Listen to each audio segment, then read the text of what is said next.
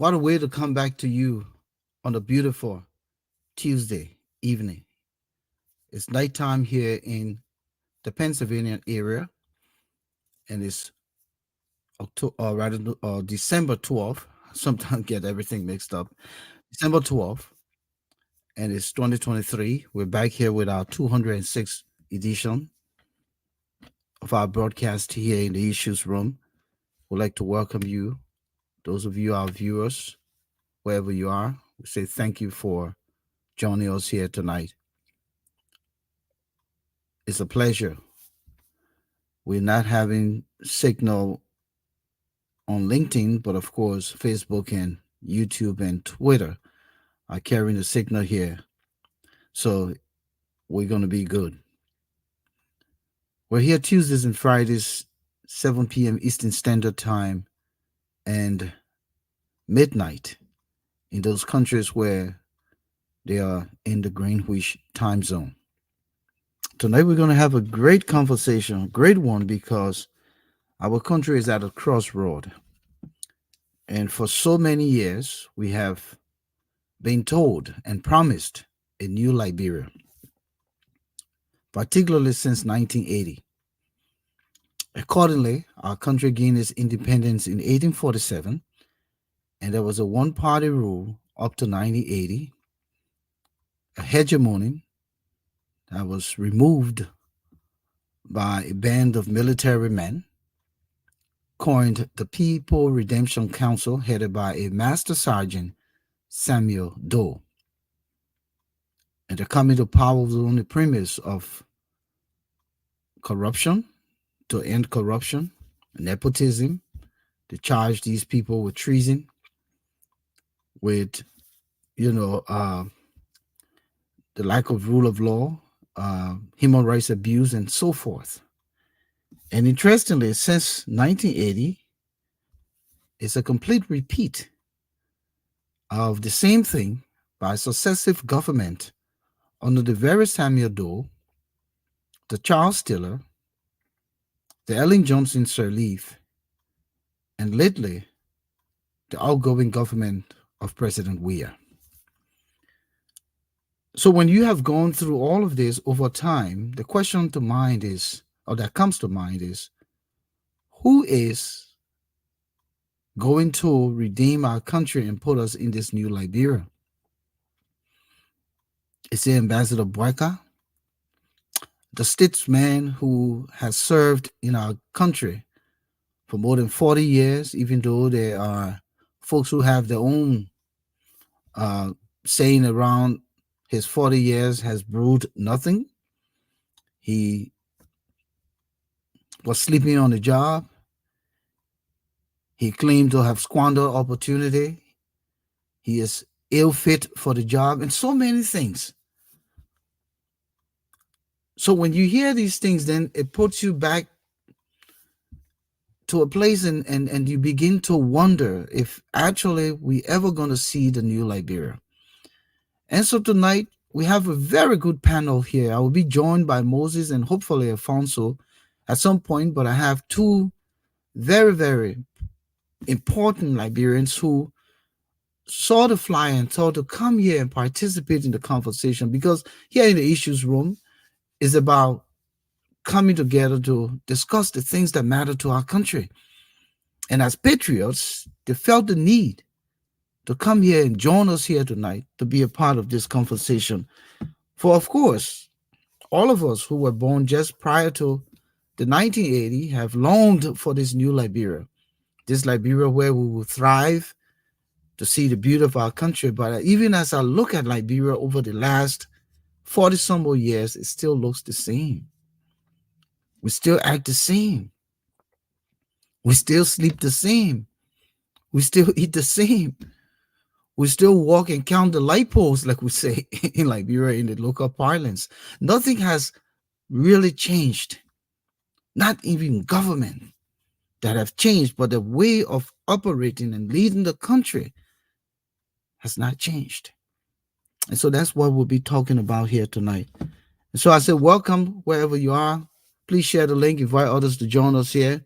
We'll set the tune and we'll hold this conversation. We invite you to weigh in the conversation, come in the chat room, and throw your points. We'd like to be able to hear from you. We want this to be a participatory conversation here tonight.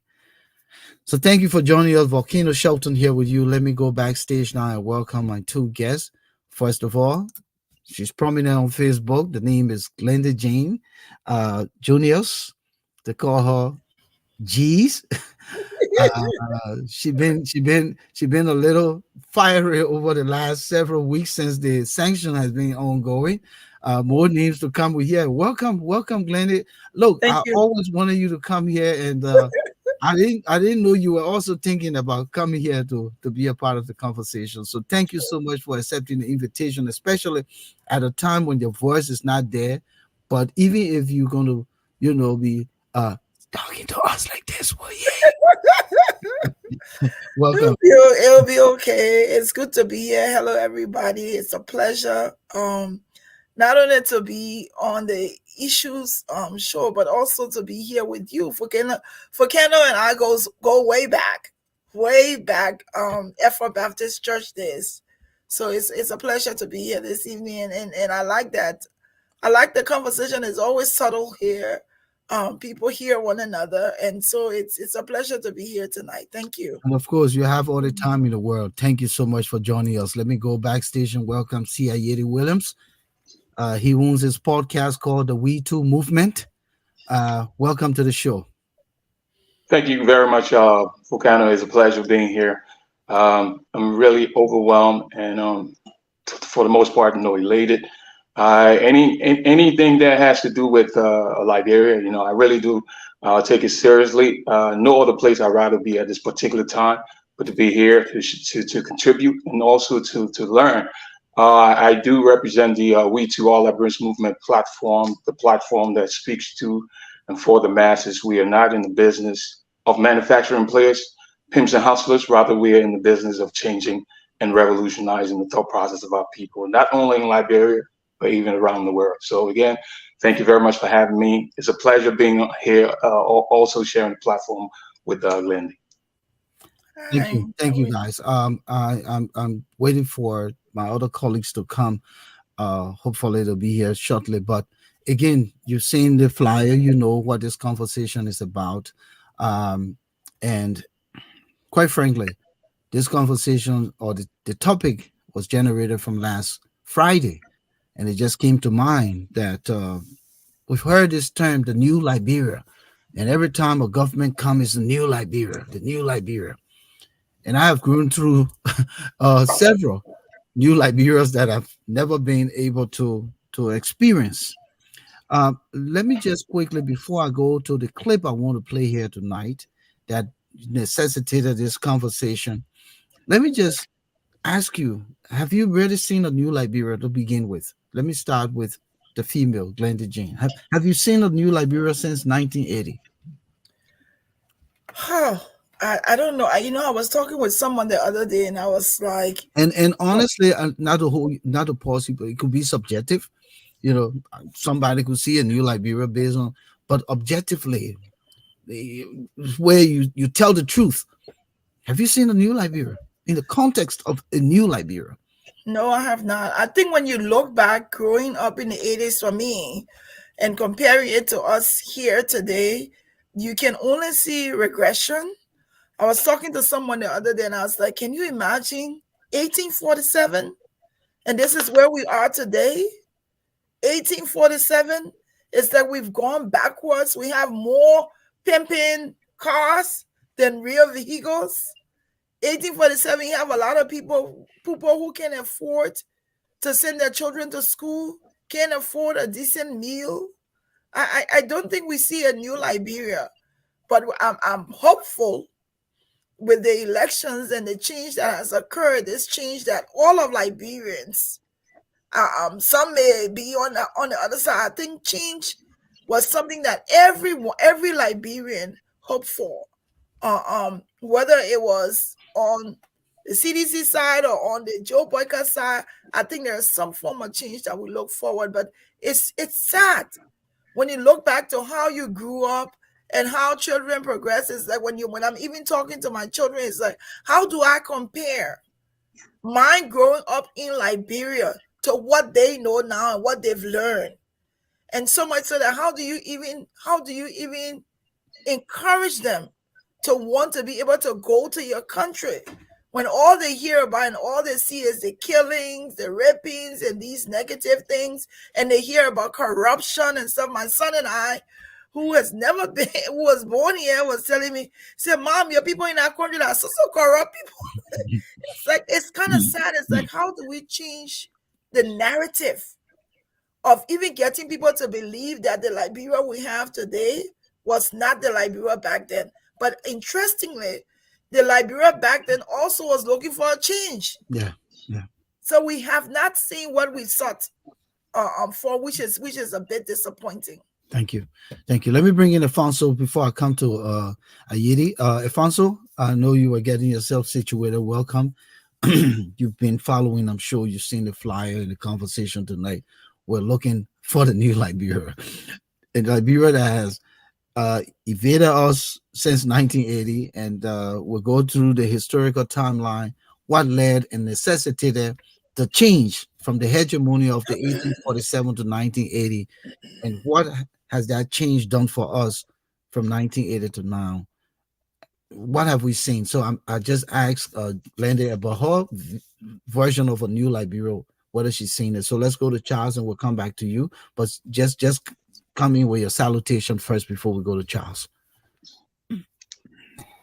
Okay. No, definitely. I'm glad to be here as always. I heard Glendy speak, and I heard Charles also introduce himself briefly and talk about his aspirations. So I'm glad to be here and to be a part of this conversation. Welcome, Glendy and Charles. Thank you. Moses Sandy is backstage. Welcome, Moses. President Emeritus Alja. Let me give you your flowers tonight. We have two guests here on the panel tonight, Glenda Jane and C. Ayedi Williams, joining us here in this conversation. Welcome, Moses. Moses, we can't hear you. You see? You're muted, sir. That's not trouble. You're not mute. You're muted. you just muted yourself. Probably your connection. No, we can hear you. Go back and fix the trouble. We'll come back to you. Yeah, the new Liberia. Yeah, so Ayedi, what's your vision of the new Liberia? Have you seen one since your birth? Let me put it that way. Yeah, I think that's a critical and a great question that has come my way, and this is something that I ponder over. In terms of change, I think I would like to look at it from two perspectives. You know, that there has been some, to a large extent, I think there has been major regression. Looking back at where we came from to where we are now, we can see that our country is in a complete state of turmoil. And as Lenny alluded to, you know, our culture, our tradition, you know, and just the way we came up, you know, the opportunities that we had, you know, we've been denied of just the basic essentials of life, the right to life, liberty, the pursuit of happiness, all of those things, you know, the right to quality education. You know, we've been denied of that. The right, one can say freedom of speech. We have been denied of that. You know, we've been denied of access to the national cake. Those are all factors that, I'm not saying that we had a perfect society. We had those problems, but I mean, just looking at the opportunities that we have now, you know, I think that we have regressed to a large extent. But one thing that I think, you know, that's to look at the question from the positive side in terms of change. That the advent of the internet has given us an advantage where now, you know, we have information getting to us in a timely manner, and this way we're able to you know to contribute to make headways. So you know, not to go over the place. I just think that, you know, when it comes to change, I like to look at it from both perspectives. Take it back to you. Thank you, Alfonso. Yeah. To speak to the question, there's a lot of historical perspectives involved in this, in answering this question. Because as the question itself suggests, we're trying to compare the past with the present to be able to make a conclusion whether or not we've seen progress. Have we gone backwards? Definitely we have. And it's but why has that happened? There are a number of factors. Going back to the history and the founding of our country, I think we started on our state started on a shaky foundation. So I think that's where much of our problems started from. Now we've had periods in our history when we could have corrected that. We also missed those opportunities as well. I always tell people that look, Liberia is one of the few countries in the world that was founded on an idea. It was a project. It was an idea that black people can also govern ourselves. It was an idea that black people can lead a country of freedom and inclusion. So black people who were brought to the Americas and enslaved and subjugated were now going back to found a country where freedom will reign and everybody will be equal, etc. Um, some of that was achieved, a lot of that was not achieved. I would say that was an opportunity lost. That was a promise that wasn't fully fulfilled. And I'll take us quickly to 1980. When 1980 happened again, we were promised that a lot of those ills will be corrected. Unfortunately, it was also a promise betrayed. And then we had the revolution. Freedom fighters were coming to town to liberate us and usher in a new day of freedom and democracy. Of course, that opportunity was lost. That promise was also betrayed. And then I also jump real quickly so as not to hold everybody up to the Boakai election. Well, first, the George Weah election was supposed to, be usher in the new day of young people and progress, and he was going to fight corruption and do everything.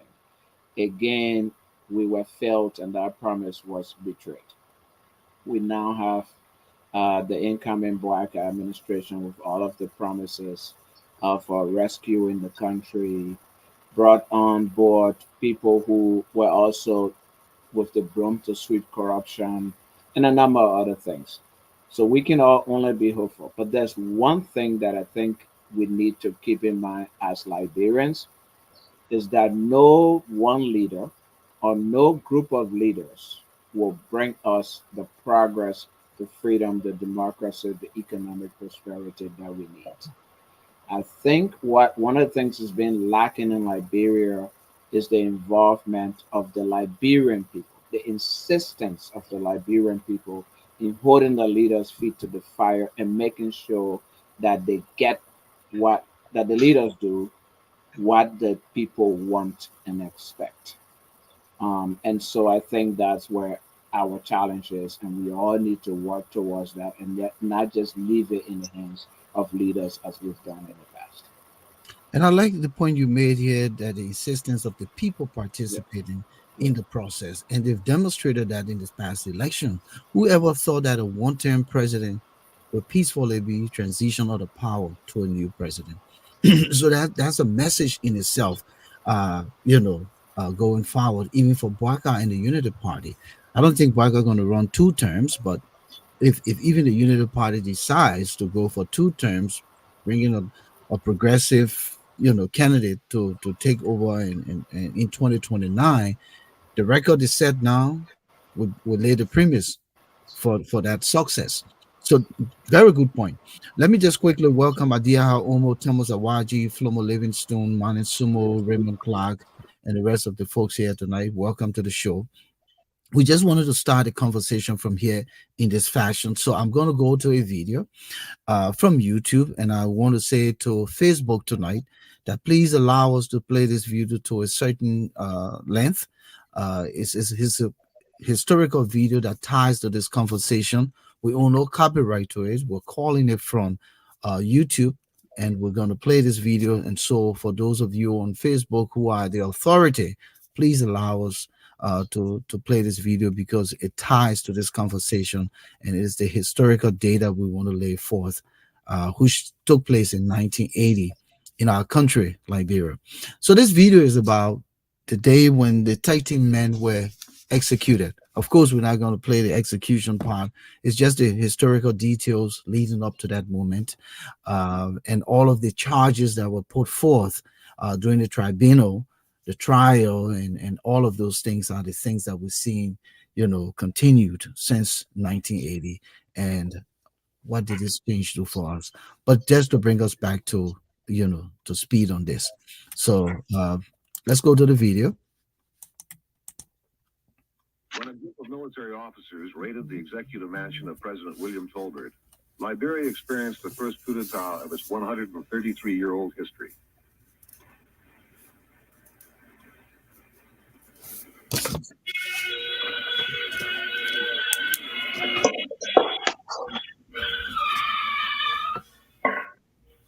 As news spread of the downfall of the Tolbert government, the general populace grew anxious. Tolbert's government had made their lives miserable. He had increased the price of food and used his private army and police to terrorize and kill those who disagreed with his policies. With Tolbert dead, the rest of his cabinet would now stand trial.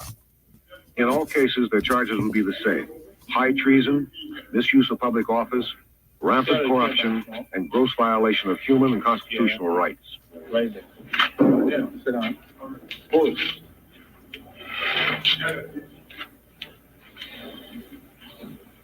Promulgated by Mandatory Decree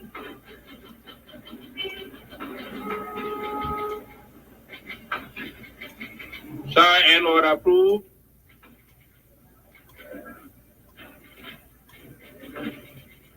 It is hereby enacted by the People's Redemption Council of the Republic of Liberia. 1.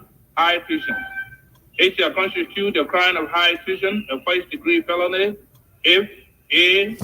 By rampant corruption, a public officer selfishly accumulates wealth to himself and thereby denies or negates a fair distribution of the national wealth to his fellow citizens, and thereby necessitating a military coup d'etat as the only means of liberating the people. Signed, Master Sergeant Samuel K. Doe, Chairman of the People's Redemption Council and Head of State of the Republic of Liberia. Chairman, I am not guilty of any act of treason as outlined in the act by you, which have just read, as proposing projects, programs, and plans for the government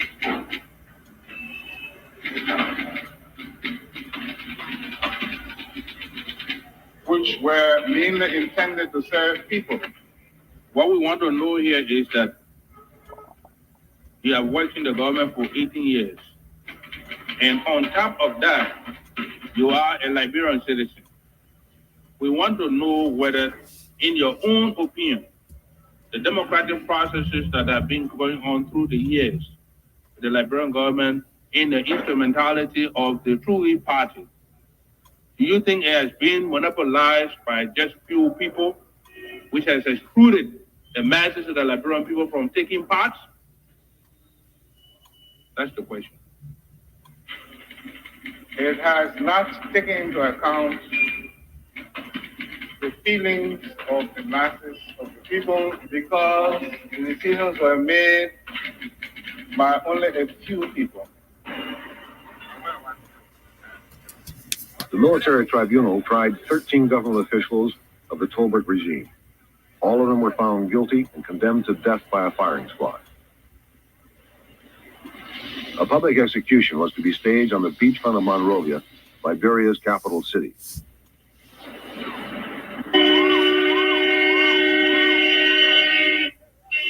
The new leader of this country, Master Sergeant Samuel Canyon Doe, declared these executions would mark the end of this country's oppression.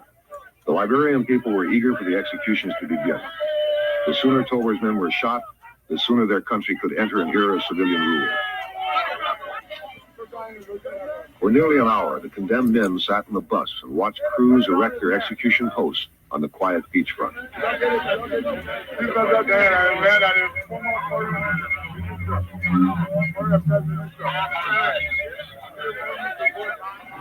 It would now be a matter of minutes before they would die.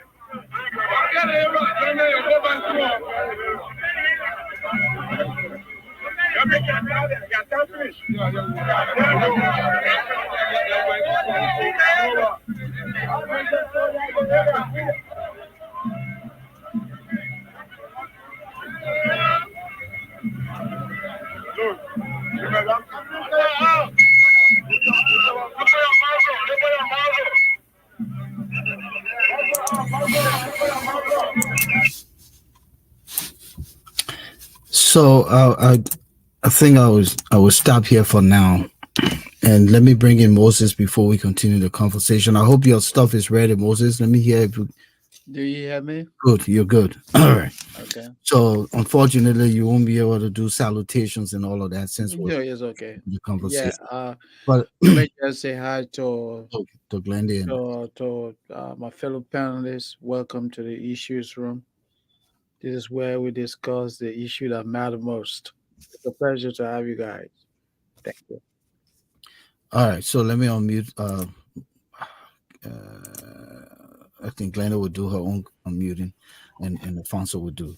But as you've seen the video, it talked about high treason and rampant corruption, deprivation of the Liberian people to their wealth, a one-party system that led the country for 133 years, and a new dawn came as a result of 17 enlisted men in the military decided that the only way out to this redemption was through a what you call a coup, military coup.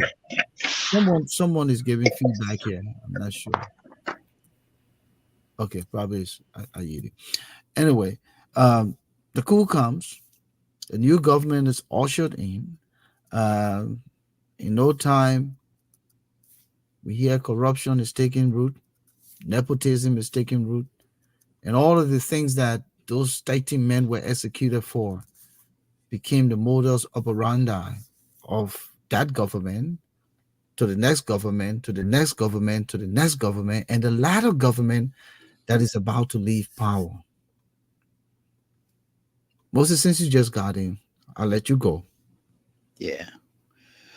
Look, on behalf of the Issues Room, as I watched that video, emotionally it touched me. And I want to publicly express our apology to the families of the individuals that lost their lives on that day tragically. Because just seeing that video tonight is a reenactment of the trauma that those people experienced, in 1980.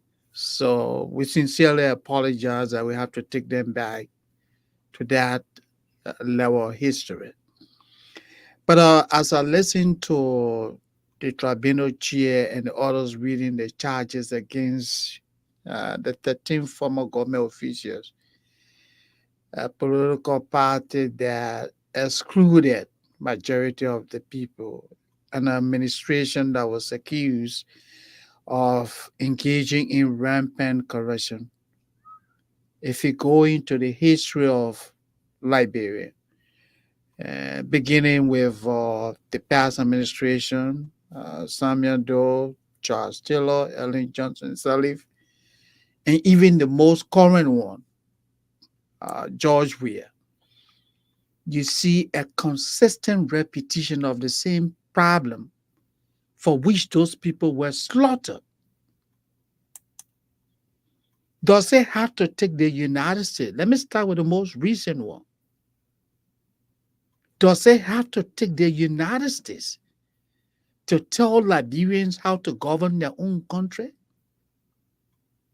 Does it have to take the United States to tell Mr. Weah, to tell Samuel Tue, Bill Towin, Nathaniel McGill, Jefferson Koji, that you guys are literally looting your country? Does it have to take West Africa in the world to throw Mr. Taylor into prison for the mayhem, the uncontrollable corruption that Liberia experienced? Does it have to take the West to tell Mr. Salif and the others that, hey, you guys poorly run Liberia, the affairs of the country? Does it have to do that? I mean, this is so sad. People lost their life.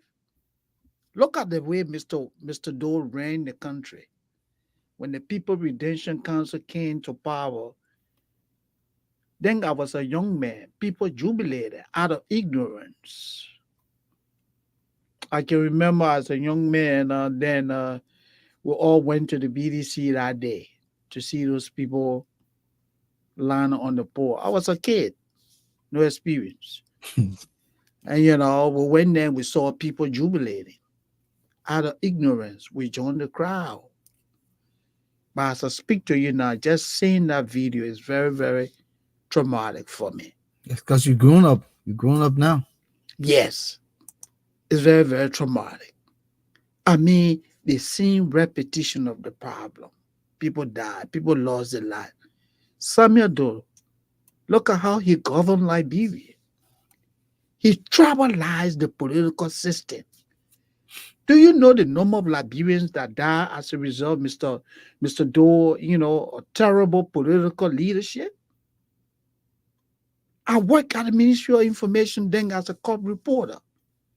I saw how people were bundled and put in the back of vehicles, taken to the executive mansion, never returned. The government was extremely corrupt, autocratic. We saw that with Taylor. Mr. Salif, she had international support, but her administration was also corrupt. George Weah is all about himself. He's the only president in the history of Liberia that took over the country in less than 6 months. He built for himself multiplicity of homes under shady condition. This is sad. That's how I would like to start. Thank you. Since you mentioned the executive mansion, I have a lady I will call tonight who had a dream. She called me last night and wanted to review that dream. Since you mentioned the executive mansion. Sure. And I will call her. She's here in America, somewhere in California. She said she had a dream and she's been trying to see where she could, talk about her dream. So I'll be calling her at some point. But just before I go back to Glenda, I want you to listen to J. Nicholas Portier, who was the then Secretary. He was the speaker, not the secretary. He was the speaker of the People Redemption Council. Okay. The secretary was Fala Vani. Okay. But he was the speaker. So let's hear what he says and why he thinks that it was necessary for the execution. Walking along the Atlantic Ocean. So Doe is coming with his entourage. Back to the execution ground. We have the Speaker of the People's Redemption Council, J. Nicholas Porter Jr., who is also at the execution grounds, and he has these few remarks to make. It is my pleasure, gentlemen, that these people, we get rid of them because they have kept our country down for so long time, and we feel that if we keep these people alive, it will be a threat to the nation. And we want to wipe out corruption, and so we are not going to forgive them, and we have to execute them, and I'm happy that the execution is going on now. Officers, so you picked up. We have to get rid of them. They've kept our country down so long, and I'm happy for the execution because we have to wipe out corruption. By killing them, we will wipe out corruption And wipe out means eliminate. He didn't even say minimize. He said wipe out Wipe out. corruption. Splendid. Coming. It's I don't even know what to say. I must say that that was my first time watching that video. Very first time. I watched it a little bit earlier with Volcano. My father was actually in Postmarket that day, when along with my aunt's husband. That day when that happened, I remember my aunt was on her way to the Postmarket to see her husband when that took place. So I'm sure it brings up a lot of memories when we look back at not even foreseeing where we've been through, the things we've gone through now. Some of those people, they're all gone.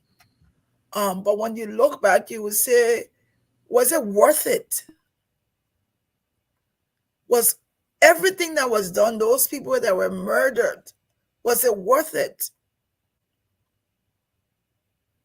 To see where Liberia is today, did we benefit from the coup?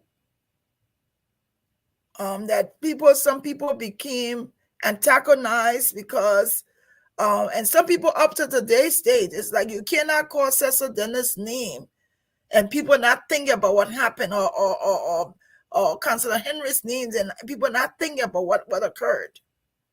Was it really worth it? As our society benefited from that?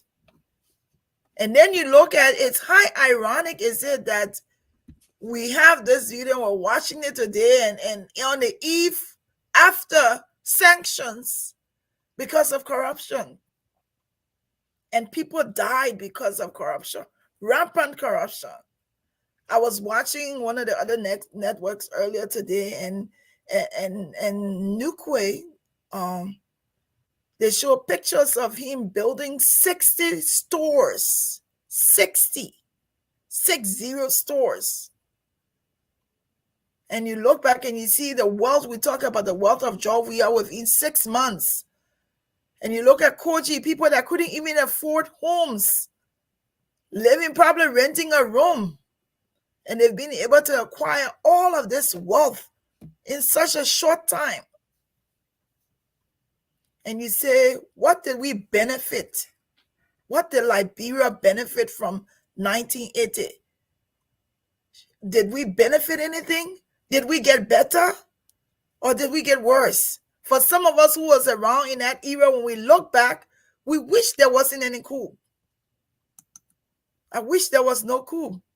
Because at the time, my father was county attorney for Grand Bassa County, so we had to leave Bassa and follow him, follow after him when they pick him up, arrested him, follow him to Monrovia, and that's how we moved back to Monrovia. And we lost everything. And then the war again with Charles Taylor, and we lost everything again. So when we look at the different sequencing of the different wars and the different struggles that Liberia has had as a country, all I can say is I don't think we've benefited from the troubles we've had. People have become poorer, underdeveloped. Some people have become extremely rich, not by anything they've done, while others are extremely poor. And to a degree, people have become heartless. No sense of human decency. Keyword, heartless, yeah. Heartless. To see Liberians, and I don't mean to swear from it, but when you look at things and say, are we better? You look at the things that's happening every day. To watch a video of a young woman being beaten mercilessly, with all locals just watching and some people chanting for them to continue, and some people just looking, and nobody steps in to stop it. You have to take that incident and say, where is the human nature that's in us? Where is it back then that when you're going somewhere and your pa send you somewhere or your mom send you somewhere, you go to somebody else's house, the neighbor house that you're at, she will ask you, when you going home? You told your pa you were staying here this late? Why are you still here? She will call somebody to escort you home. Gone at those times. So for me, I think it's discouraging It's disheartening. It's like, what stories do we tell? What stories do I tell my children? And if I tell them there was a better Liberia, what proof do I have? Because one of the things, we're not good historians. We talked about We're it the not. other day. We don't We're have not good history. historians. Yeah. So we have nothing to go back. But it's. I don't think we've progressed. I think we've digressed drastically, and I hope that this new government will change events in Liberia, and that we will get the new dawn of day that we want, that we'll be able to get it. But it's unfortunate to be from a country 1847, and you're not able to say, oh, we accomplished this. So it's just sad. It's sad. I don't think we've benefited from all those wars. And interesting, I hope Ambassador President-elect Boakai is listening, or some of his chief lieutenants to be are listening. The party is listening tonight. Um, I guess you're the last hope. You know, when you have hoped and hoped and hoped, and you get to that point and say, this is the last hope. If Boakai doesn't do it, because the reason why I say Boakai could be the person, he's 79 years old. That probably not promiscuous. He ain't going look for girlfriend and to build houses for them and buy cars, like the stories we hear in the last few years. That probably ain't going to go break his house down and build a new house. He came with a purpose and a plan, and we're going to hold him up to that standard. So maybe he's the hope. And if he's that last hope, Alphonso, you tell me if he's that last hope. Because what I want to draw our attention to here, the corruption they claimed to kill the 13 men for, we couldn't see it. We didn't see it. Of course, they had decent homes, they lived their lives in decent ways, yeah, because they were officials of government. But we can see now, just in the latter years of the Ellen time to the Weah time, where people who had nothing became overnight millionaires in a short span of time, to the point that the wealth are flaunted all across our faces as ordinary downtrodden Liberians who can fend for ourselves, who can barely provide for ourselves, and they're looking for opportunities to make it seem as though they're working in our interest by creating a bogus free election, by paying wide fee, but then you harmonize the salaries of people, reduce them to nothing, and you're claiming that you're doing well for the people. So, Alfonso, the corruption now that we see, should we put these people on the poll? Because this one we can see it. I'm just being radically honest here tonight.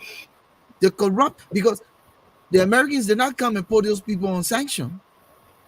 It is the PRC that declared them high treason, rampant corruption, and blah blah blah blah blah.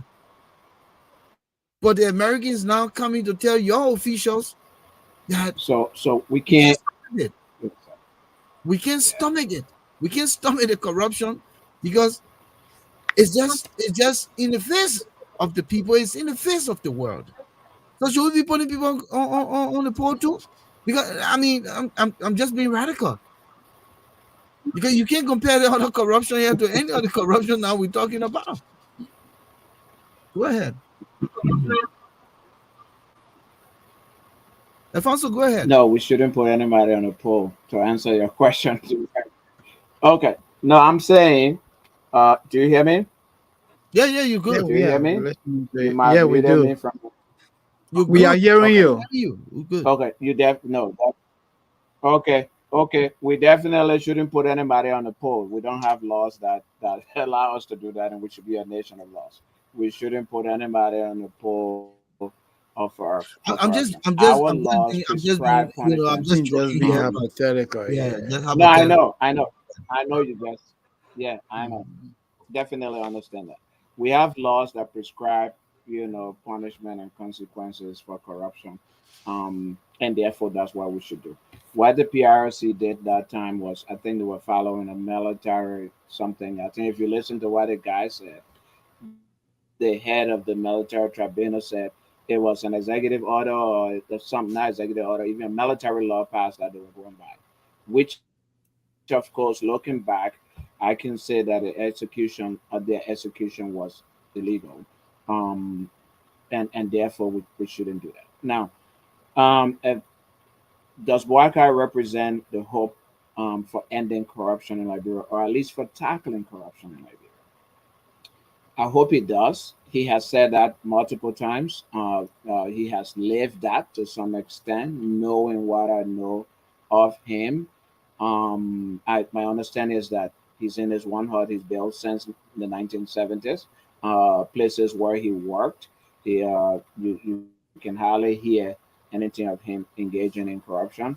I saw a video of him with not of him, of the late Dr. Emma Sawyer, talking about how decent the man was, never stole a dime. He's a straightforward, honest man, and nobody should put a blemish on him, etc. So going by those, I would say yes, he can be a hope, because one of the things we need in Liberia is implementation, is holding people accountable.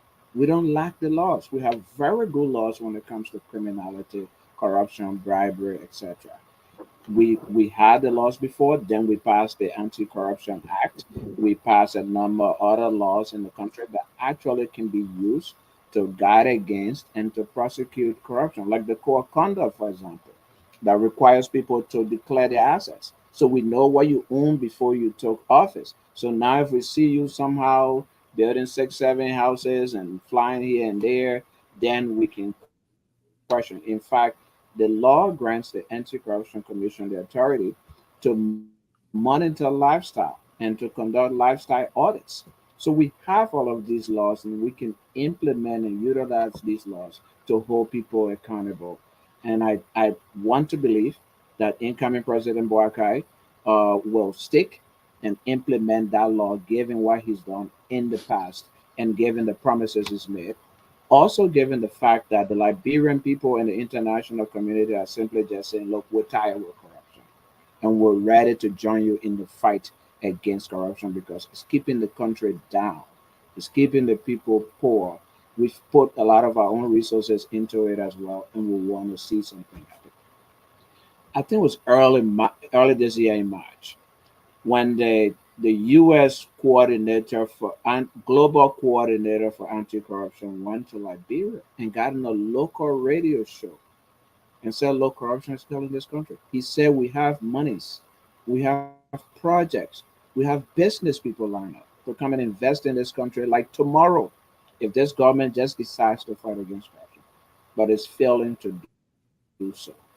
So that's I mean they're sending the message to us. But I'll go back to what I said earlier, and I will end on my statement on that point.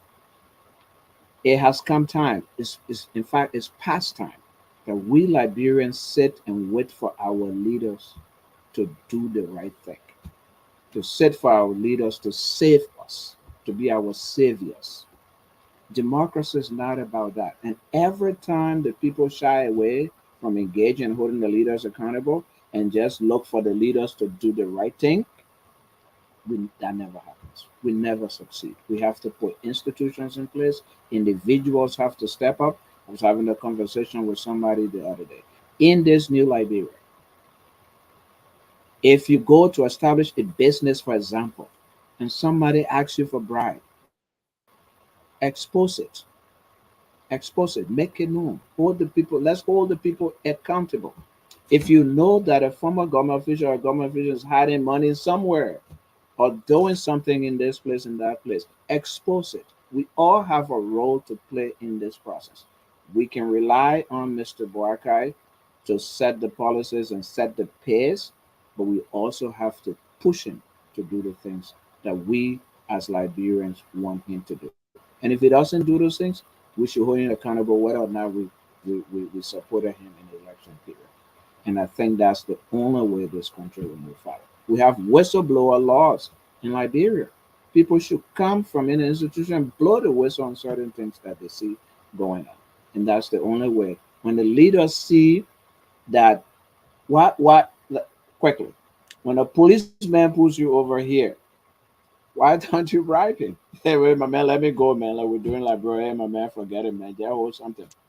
He would not take it from you for several reasons. He doesn't even know who you are. Hold on, hold on. One Liberian guy who just came, who had just come right up, told the policeman, said, "My man, here, cold water." The policeman said, "Where you got Yeah. cold So what are you water?" talking about? Yeah. One, the policeman thinks that you are entrapping him. You could be an undercover trying to entrap him. Two, the system insists. They gave him a camera to wear on his shirt and to insist that it records his interaction with you. So you have to build guy rails against people. Part of the problem, like bro, we don't have guy rails. We leave people to their own devices to be good or not to be good. And when you do that, it's a human tendency to not be good sometimes. So we all have to play a role in this process. So, Mr. Williams, let's come to you. We've seen the video. We've seen the premise for this conversation. Corruption, corruption, corruption, corruption. It has done nothing for our country. Do you think that with the optimism, and there's a degree of optimism here, with the prospect of a Boakai's leadership, that corruption will be addressed? We've had Ambassador Boakai twice on our platform, and he promised that he will fight corruption. But when you look at the formation of a government in the country, you will see some of the people from the old order resurfacing. You will see people from the now surfacing. For instance, the CDC now, they're yelling loudmouth, we want a government of inclusion. I mean, it's all in the papers. Even the president, outgoing president Weah, say he wants a government of inclusion. They shouldn't sideline his people. The people should be participants in the government. How do you fight corruption when you're recycling the same people over and over? And considering Mr. Boakai's age, at what point will he be able to really fight corruption? If Ellen, who professed to have said she was going to wipe it out in her inaugural address, public enemy number one, and failed decimally, do you see that possibility? Sorry, I muted you. Go ahead. Thank you very much for the question. I, I don't know if you were given the opportunity to kind of go back to, the panelist who just left. I don't know his name. Alphonso. Alphonso kind of mentioned something very, very important when he, in his opening statement there, that the country itself was established on a very poor foundation, and that's one of the major problems that we have.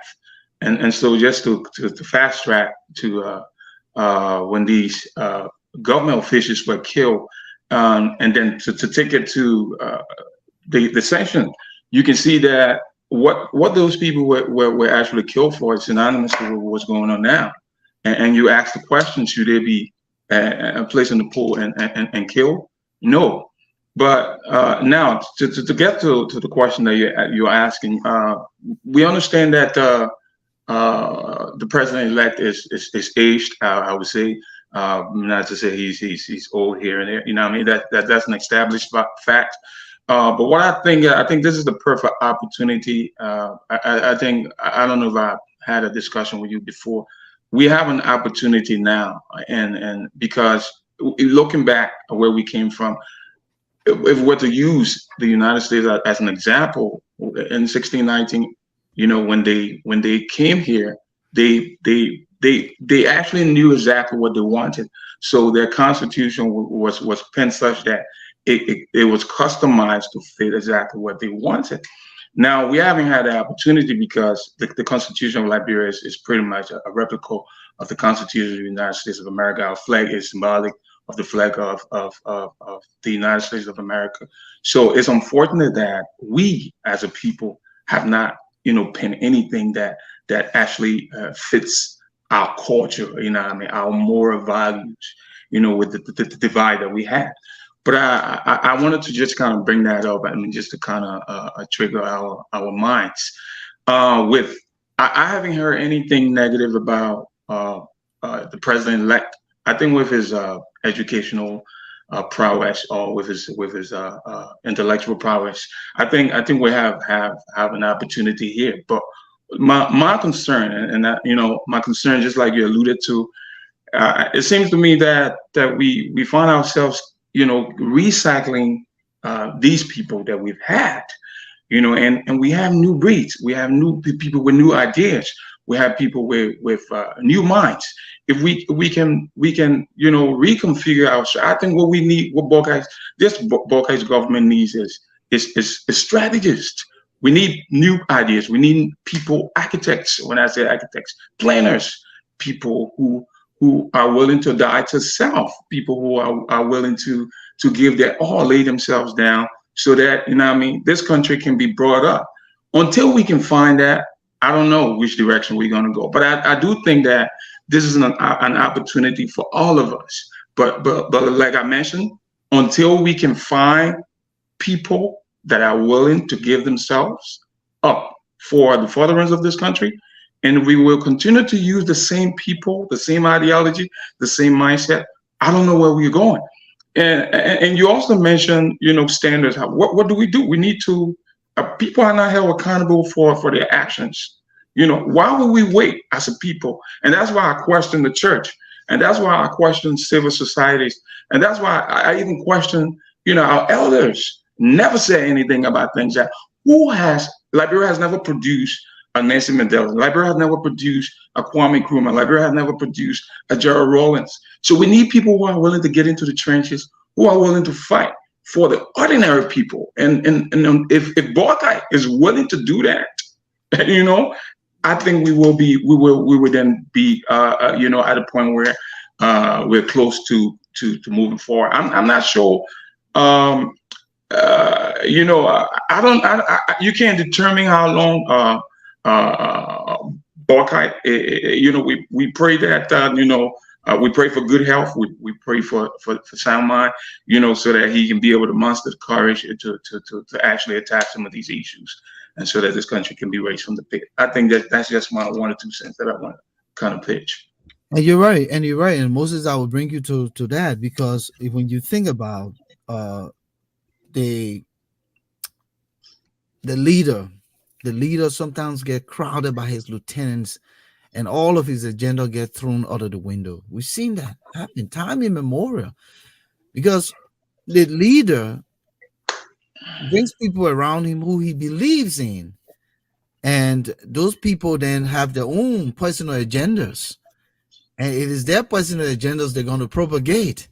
Now, if the leader doesn't have what my brother here, Alphonso, always called the God, is it the God wire or whatever, the Yes, it's a courage. yeah, something to protect.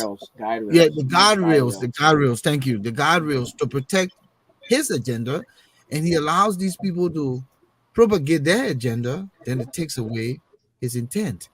So Mr. Boakai created an arrest plan, right? Vision for how he going to transition our country through this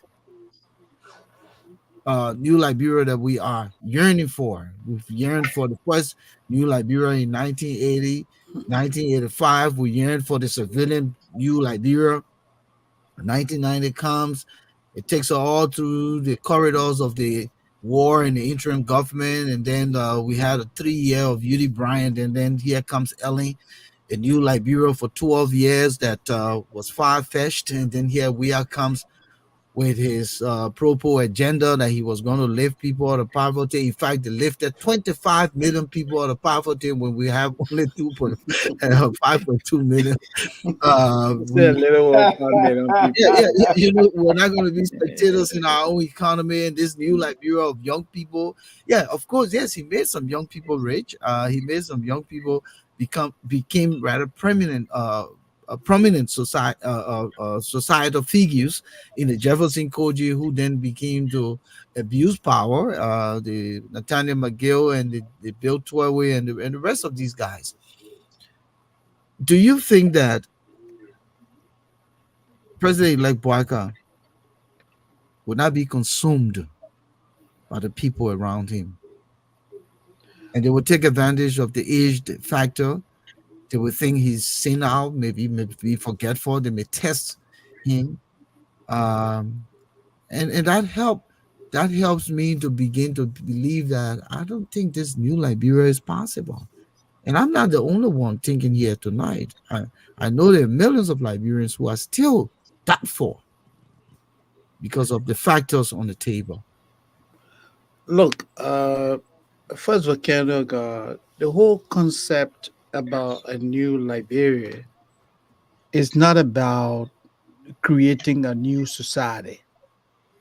I think basically the concept is a society that will hold people accountable, a society where the rule of law will prevail, a society where patriotism will supersede self centeredness, a society where nationalism will be the hallmark of the day. I think that's what we all want.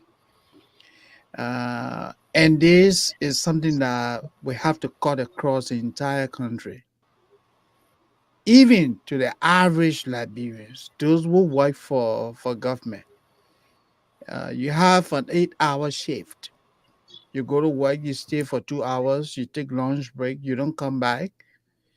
And the only time we see you again is tomorrow, maybe 12 o'clock, and you come, you work for another 1 hour. And at the end of the month, you want to be paid. A full That's not the salary. kind of, A yeah, full your full salary. salary. Yeah. You gotta emphasize. That's not the kind of Liberia that we call or that we look forward to. We want a Liberia where if Moses Sandy goes in and work for 2 hours, Moses Sandy knows that he's going to be paid for 2 hours. And if Moses Sandy persists on that, then his staff managers will call him in and say, Moses, this is not working out. And they got to let Moses Sandy go. It's not about whether he has connections or not. So, like you said, there are significant challenges.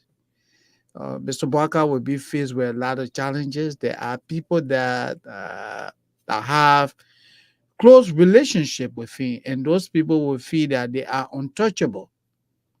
They come in with their own agenda. That's one of the challenges that Mr. Weah had. You know, Samuel Chua, Natana McGill, Jefferson Koji, who felt Findabono and the rest of the other criminals who felt untouchable.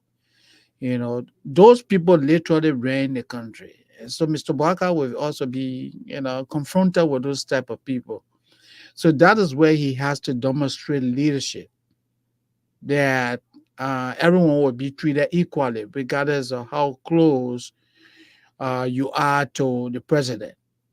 If it is wrong for Volcano, it's also wrong for Moses Sandy. He doesn't have to know Moses Sandy personally to say, oh, well, I stand with him. So if it is good for me, then it should also be good. I should also be good for my sister Glendy. So a society that we treat everybody equally, regardless of gender, regardless of where you come from. A society that someone will be in charge, not a society where the leader will act like he doesn't even live in the country. When people ask questions, it's like you work in an environment and one of your bosses call you in for a top management meeting, you're one of the top managers. And they ask you, they say, hey, what is happening in your department? And then you come here across as if to say you are clueless. You will just be demonstrating to your top bosses that you have no clue what you're doing in our office. That's not the kind of president that we want. We want a president. I know as a president, he's not going to be everywhere, but the people that he's going to trust and put in position of trust, those people have to report to him on a consistent basis. He has to be briefed. He has to hold people accountable. He has to be alert of what is obtaining around him. It's not only people coming and say, oh, yeah, you Labrador best preso. You don't want praise singers. You Who want is people strong? that will tell you, yeah, Paku is strong. We don't want no Paku is strong yet. We want somebody who is aware of what is happening in his surrounding. I think that's the kind of Liberia we look forward to. And Mr. Boakai will have to hold a lot of people accountable, even people from the Unity Party. Some are already celebrating. Some already have their own plans that are going to get rich overnight. these people have to be told that this is about the greater good of the country. I think And that's you're the right, type of and study that we look forward to. this whole cliche about Glenda is about is our time. This Yeah, cliche is our yeah, time, yeah. and I'm sure there are people who are saying it right now in the Hmm. broadcast camp. Yeah. And please unmute yourself because you'll be coming in shortly. I'm sure that people who are saying in the Unity Party right now is our time. And it may not be from the old order of the Unity Party, but the new breed who themselves think that it is the modus operandi, where when the government comes to power, people get rich overnight and Mhm. it's with impunity, right? So Right. people are saying this, and I'm sure that there will be infighting. I'm hearing in the corridors that right now people are scrambling for positions. Everyone is at neck to neck trying to Mhm. see who goes where. But it shouldn't be the scrambling of power. It should be what the agenda is about and how we can find the right lieutenants to place them and put them in those places, Glendy, so that they can perform outside of any influence and be able to do the jobs diligently. I think that's the route that this government, incoming government, should begin to look at in terms Mhm. of presenting this new Liberia. What do you think, Glendy? I mean, I think it's true, but I also think that it will only come from Honorable Boyka. He's the Absolutely. one that has to lead the cause. Mhm. Is expected that people will, and some of the Unity Party people, you have to remember that this is the second time running. And some of them have been there 2017, now they're there and they finally got it. And so it's going to be hard for people to become selfless and promote others instead of their own interests. So Honorable Barker needs to direct the focus, and that focus needs to be on Liberia. It's like Charles said, there are a lot of competent people. You don't have to recycle. There are people all over the world from Liberia, qualified people. Like I was reading today something about maritime. They have 20 people, or 20 different people who are experienced in maritime affairs. And President Weah appoint someone who has no experience. So you have to want to be able to tap into those people, whether they have experience, they don't have the experience, but they have the prerequisite knowledge. They need to be given an opportunity. It's Liberia first. And I think when he drives the narrative, people will follow. But he cannot ignore it. One of the things that is important is that he cannot be a dormant president. He has to be active, regardless of the age is a factor that's already against him. So he has to forget about the age and be able to lead. Liberians are learning for a leader that is participatory in the things of the country. When something happens like today, something happened with a young lady, he already issued a statement. We want to know our president is involved. We want to know our president is up to date with the things that's happening. But this narrative on this is our time is going to continue. But he has to say, no, this is not our time. This is Liberia first. And can he help change the minds of some people who are selfish? Maybe not. But he has to be involved to change that narrative. And I think if he's speaking it and people are being reminded daily that this is about Liberia, then those people who are selfish may become selfless.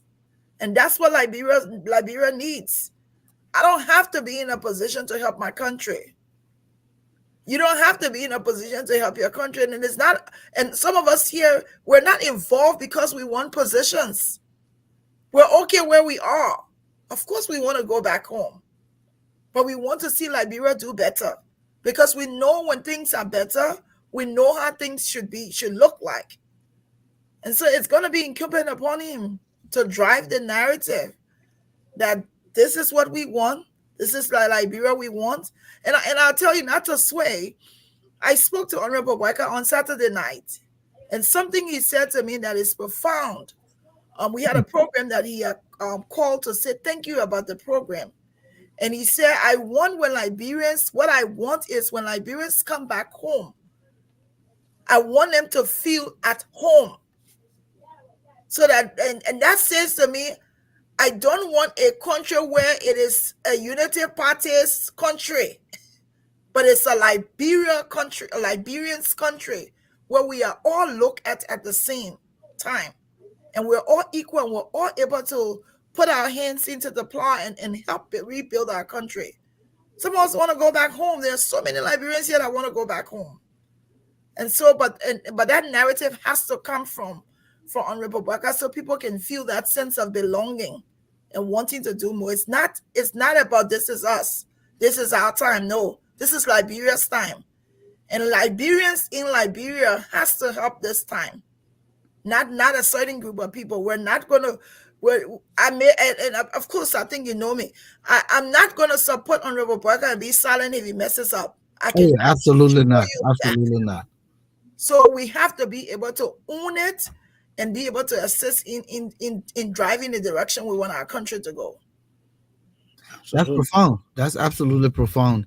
And as you were speaking, I was really thinking, but before we continue the conversation, like I said, I will call this lady now, who will tell us why she wanted to come to the world, to tell the world about the dream she had. But in the meantime, I'd like to say thank you to all of you who are here with us tonight.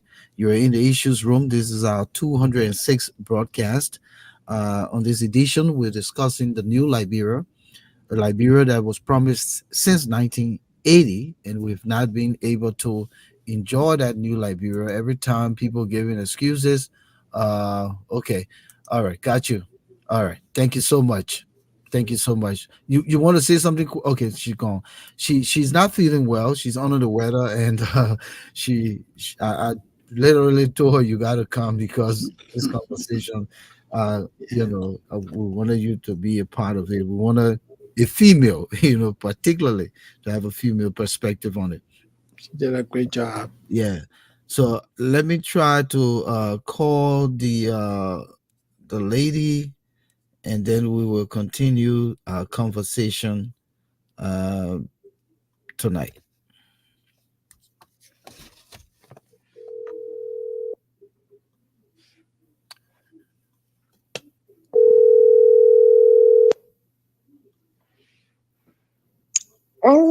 Hello. Yeah, hello. This is Volcano Shelton from the Issues Room calling you. We had a brief conversation last night, and you said you had a dream and you wanted to tell the world, particularly the Liberian people. And so I was calling as promised. We're live right now in our broadcast. So are you ready? Yes. Okay. Just tell us your name and where you're calling from, where I called you from, actually, and then you can go ahead and disclose the dream you had. Okay. Hello, my name is Savina. I'm a Liberian, live in the U.S. All right. Yeah. Yeah. So I called to say hi to all the Liberian people, all my brothers and sisters in Liberia and across the world. I had a dream, and this dream, it was a message for the incoming president, Joseph Boakai. And in my sleep, I saw this man. He was an older man. I don't know him, but he was dressed like the olden time people. And then he said to me, hello. I said, hello. And he said, I got a message for you to give to Joseph Boakai. I said, who's Joseph Boakai? He said, the incoming president. So I said, okay. So he said to me, tell Joseph Boakai, before he sit in the seat, he should have a service to the pavilion. I said, which pavilion? He said, the executive pavilion. He should have service. And he should allow the church people to anoint the executive chair. Then I asked him, I said, what you call executive chair? Then he said to me, the chair that the president can sit on, they should announce that chair. And then the inauguration, they shouldn't have it on the football field. Mm. I said, but who are you? He said, it's a message I'm giving you. And I want you to deliver that message before the inauguration. So when I jumped up from my sleep, I rushed in my bathroom. I looked around, I didn't see nobody. I opened my room door. I went to the living room. I went to the kitchen. I looked all in my house. I didn't see anybody. I even went to the extent of cracking the window open to look outside.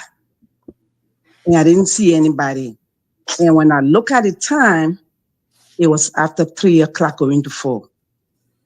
So since I got up from that dream, I prayed that night. When I got through praying, I've been thinking over it and been trying to find means to get to the radio to let the Liberian people know about this dream.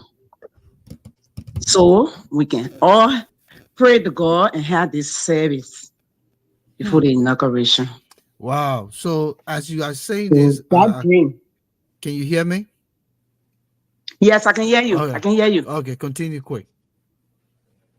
Yes, as I was saying, this dream had been bothering me because I pray over it. I say, oh my God, please direct me that I'll be able to get a message to Joseph Boakai before the inauguration. And fellow Liberians, appealing to you all that we all should get together and pray. Because when the election was coming, I was kind of troubled, I was kind of worried. I started fasting, I started praying.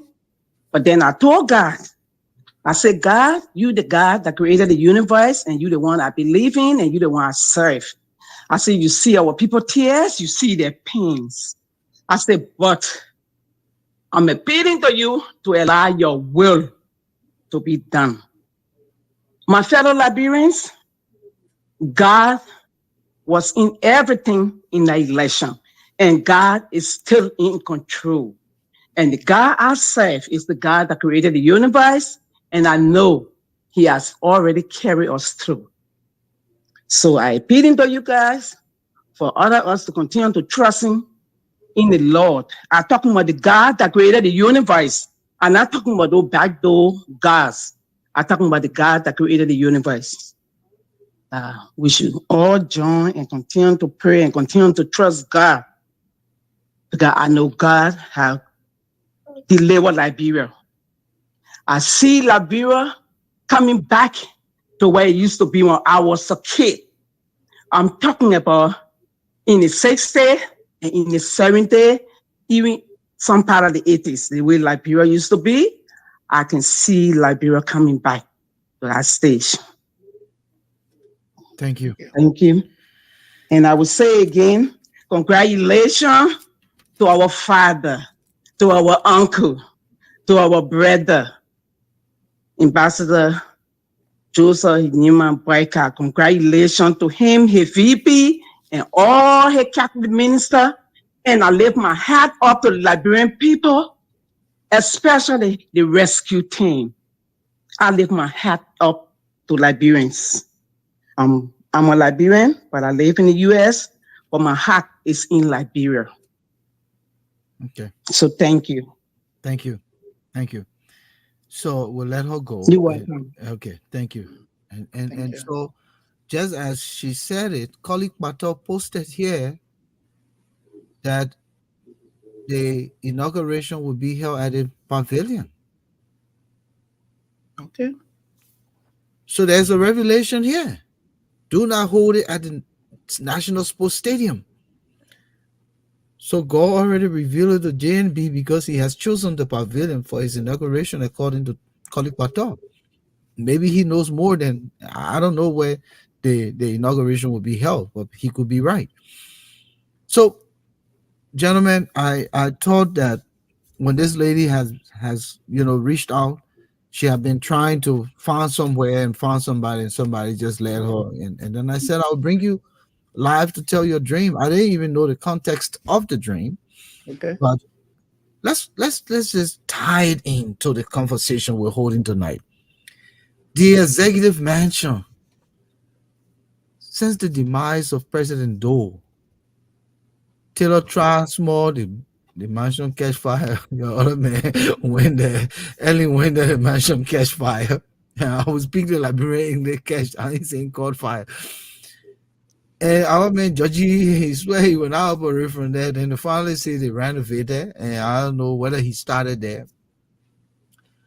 But the conversation now, we talked about 1980 and the assassination of the president and the execution of his officials, and we are, at a place where we're looking toward a new Liberia.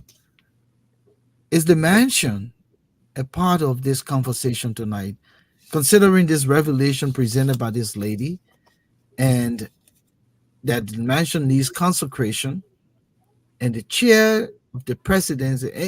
Are you forced to sit in that chair? Can you not? But if I'm walking to an office here in America, somebody been sitting in that chair for long, I'm sitting there. I'm going to tell people, the business office or the finance department to order me a new chair, or I just go in my pocket and buy a new chair.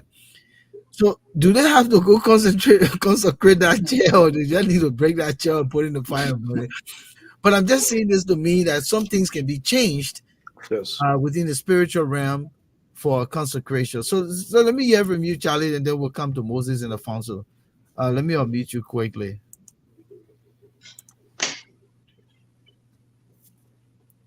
You good? Oh, you muted yourself again. Go ahead. I did. Yeah, go ahead. You good? Go ahead. All right, thank you very much. I think I'm very spiritual, and so I in terms of the dream, I was listening, but belief is one thing. So a man think of him, so is he, and I think if we start to, but that dream, I'm not an interpreter to interpret a dream, but as far as the mansion,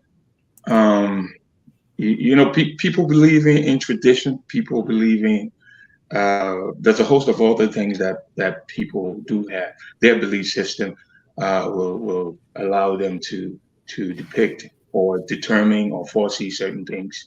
I think whatever she's saying, the fact that it's already been determined, that you're saying that you don't know for a fact if the inauguration is going to be held at the pavilion, right? Hopefully it'll be. Someone just posted that, yeah. Okay, so we don't know yet, So I mean, it's seriously, Volcano. When it comes to interpreting the dream, I don't have anything to say about that. But I think it's something that we should really take into consideration. For safety reason, I think it'll be advisable to have that program where she mentioned, as opposed to just considering what happened in recent time when Unity Party partisans were just celebrating their political success. We saw what happened, and now we're talking about the new Liberia. Factors that we need to take into consideration: the safety of our people. There's one thing to pray, but there's one thing to bring things into reality. I think one of the reasons why some of the things, whatever happened, was because we have now put into place safety measures. And so the new Liberia, what I would think is we need to be proactive. We have professionals, we have people that actually went to school. We have people into safety, environmental safety management, where we will have people congregating, a mass group.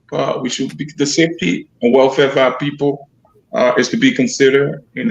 I'm listening to what she's saying.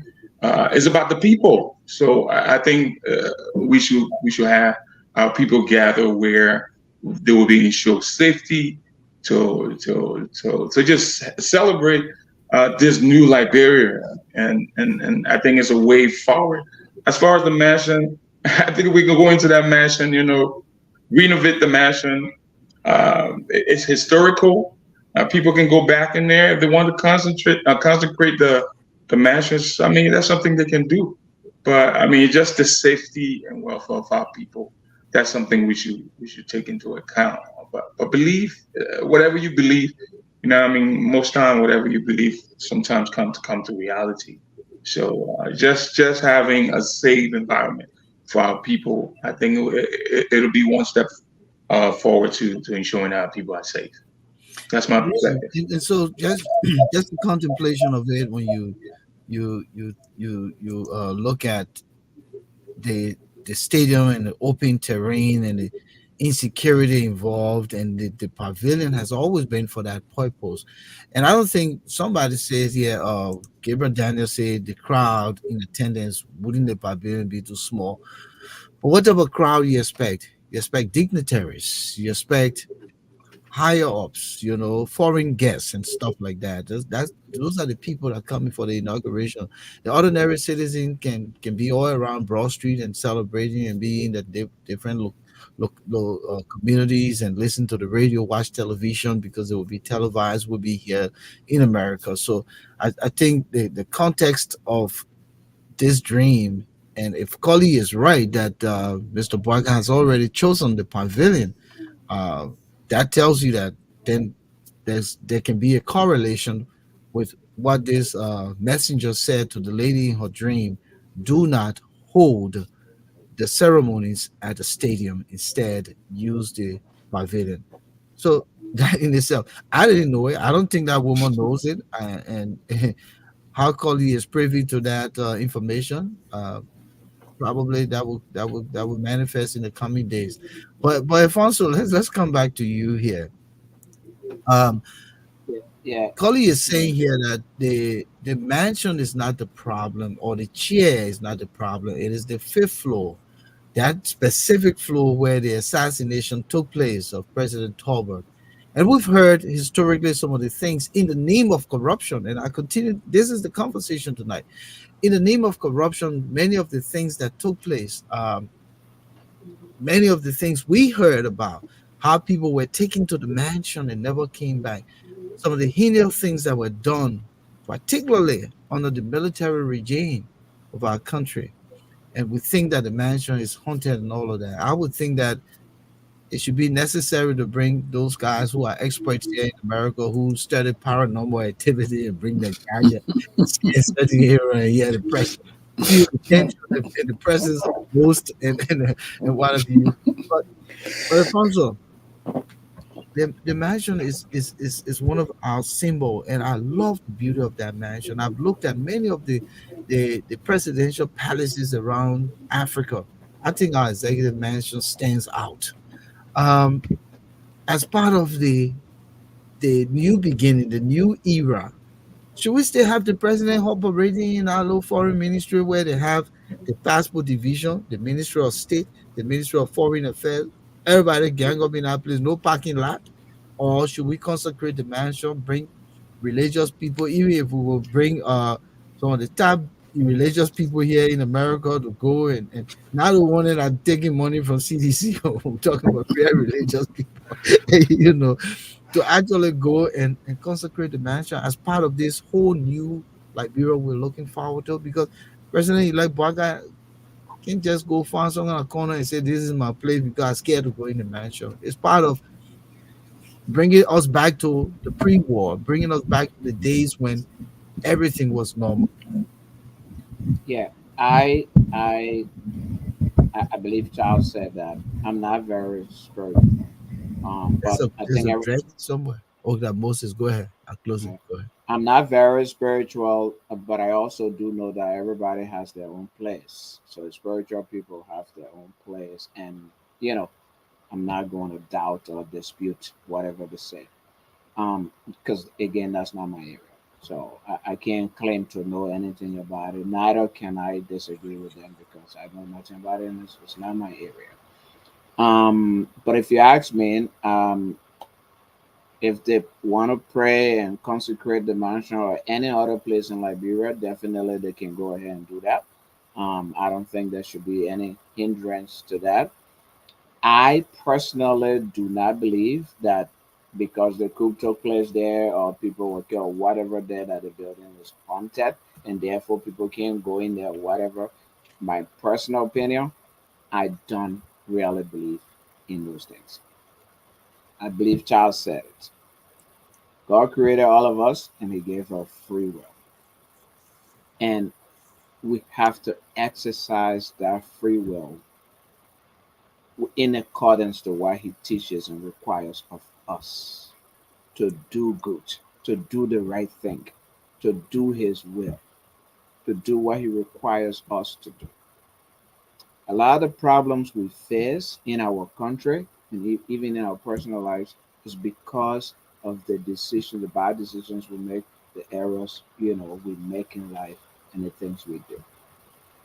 I'm not sure if there's a devil that is, hovering over us and, is going into our buildings and, putting bad luck in the buildings and all of that. And all that. If that is the case, we have people who can do that. Let them go and do it. I think what Liberia needs, though, is people, I think Moses and Charles Smith, patriotic Liberians, law abiding Liberians who will follow the law, will do the right thing, but also a system that will hold people accountable. I argue with people all the times. Liberians are not more corrupt than American government officials. Liberians are not by Liberians by nature are not more corrupt than any group of human beings anywhere in the world. What, what we lack is a system that holds people accountable when they carry out corruption, when they do the wrong thing. I believe Glenda who mentioned how this young lady was beaten because people said this, that, blah, blah, blah. I saw it right after the war myself. They used to run after people and beat them and say, oh, row, row, row. Batana said, row, everybody's chasing you and beating you. There's no rule of law. Those people who are doing these things are never held accountable. So they'll continue to do that. That is precisely what the problem is. I don't want to try to quote the Bible because I might make an error, but I think it says, say, grant unto Caesar what is Caesar's and grant on and grant unto God what is God's. So even with government and people on earth have rules and regulations that need to be followed and is given to the authority to enforce those rules. What we lack in Liberia is enforcement of our rules, of our ethics, and of our laws. But I definitely, what I read, by the way, real quickly in terms of the inauguration, is that the statement that was issued from Boakai's office regarding the inauguration after they appointed the inaugural committee is to say that they want a modest budget. They want a modest budget for inauguration, and they want a venue that will, not, consume a lot of money and resources. So that was included So in their that statement. almost says that Yeah, it's possible it could be at the pavilion. yes, and And, but they and also said that there might also be other programs because it says the same statement said that I think one of the Secretary General of Unity Party should coordinate the involvement of the youth and children in the process. So if they're doing it at the pavilion, as Mr. Daniel said, depending upon the number of young people they want to be involved, they might have a separate program for the young no, people. but you can still do a block. You can do a Yeah, block ceremony. You got the yeah, whole Ashmore Street. You hmm got a portion of Buchanan, and you got a portion of Center. hmm You can wall that whole place off and just have everybody out there. Bring some chairs out there. Put definitely. large Yeah, TV like speakers. Yeah, what's his name? yeah. Thomas Awaji said. And Mhm. just do Yep. something different. Exactly. Yeah. My suggestion to them, in fact, to one of them, one of the Boyka people, in fact, before even the election was held, is that the Boyka wins. It would be a break from tradition if he holds a small inauguration, and B, if it doesn't even use government resources to do its inauguration. They can do a fundraising event. They have fundraising work. They did fundraising for the campaign. They could just do one of those and raise money, and I'm sure Liberian people will contribute. So we're not going to use And public you're right. This is not about resources. extravagance. This is not Yes, about opulence. You this know. is no time for extravagance. This is no time for pomp and pageantry. And you'll be sending a message to Liberian people that we are serious to do, Liberian people's business, and we're not going to be dancing and singing around here. We've done so for 6 years, and it's time to, hit the ground running and use every penny of public resources to the benefit of the people. Moses. Yeah, I would like to come in, but disagreeing with the suggestion by you and Alfonso that Mr. Boakai and his people should raise money to When did I say that? finance. What do you mean? No, I mean, you support it, Oh, no, I'm right, talking to Charles? modesty. No, I'm talking to modesty. I don't care how they Okay, do the money. I'm so just saying so it should be something of yeah, but humility. yeah, but the point I'm trying to make, yeah, is that look, government is continuity, Hmm. and So they we'll are carry on corruption to the yeah, next month. no, let me complete my thoughts. The point Just, I'm trying to no, drive I'm here just is doing. that Go ahead. I know there are there are certain things that you just can't get off the table because someone is coming. I agree with you guys. I also agree with the United Party camp that this should be a moderate, event. You don't want an event that you have to bring the entire West Africa to Liberia because Georgia was being inaugurated. No, you want to minimize the cost, but I think it is the responsibility of the government to finance that. You mean the sitting government? The sitting administration. When I say the We are already government, as the African leaders to come, especially yeah, West Africa. They say he mhm, sent an invitation and asking them to come. He yeah. said someday So, you can see how I can get power over to take power. To, mhm. go ahead. so, so what I was saying is that the incoming president, that's what they have on it, a joint inaugural committee. This will not be driven solely by the CDC.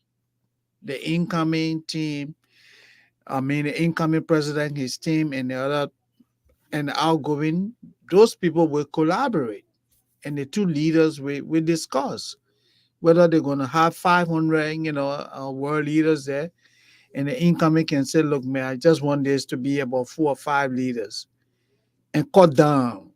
So you don't have to shift this on the ordinary people because there's enough money to pay for that.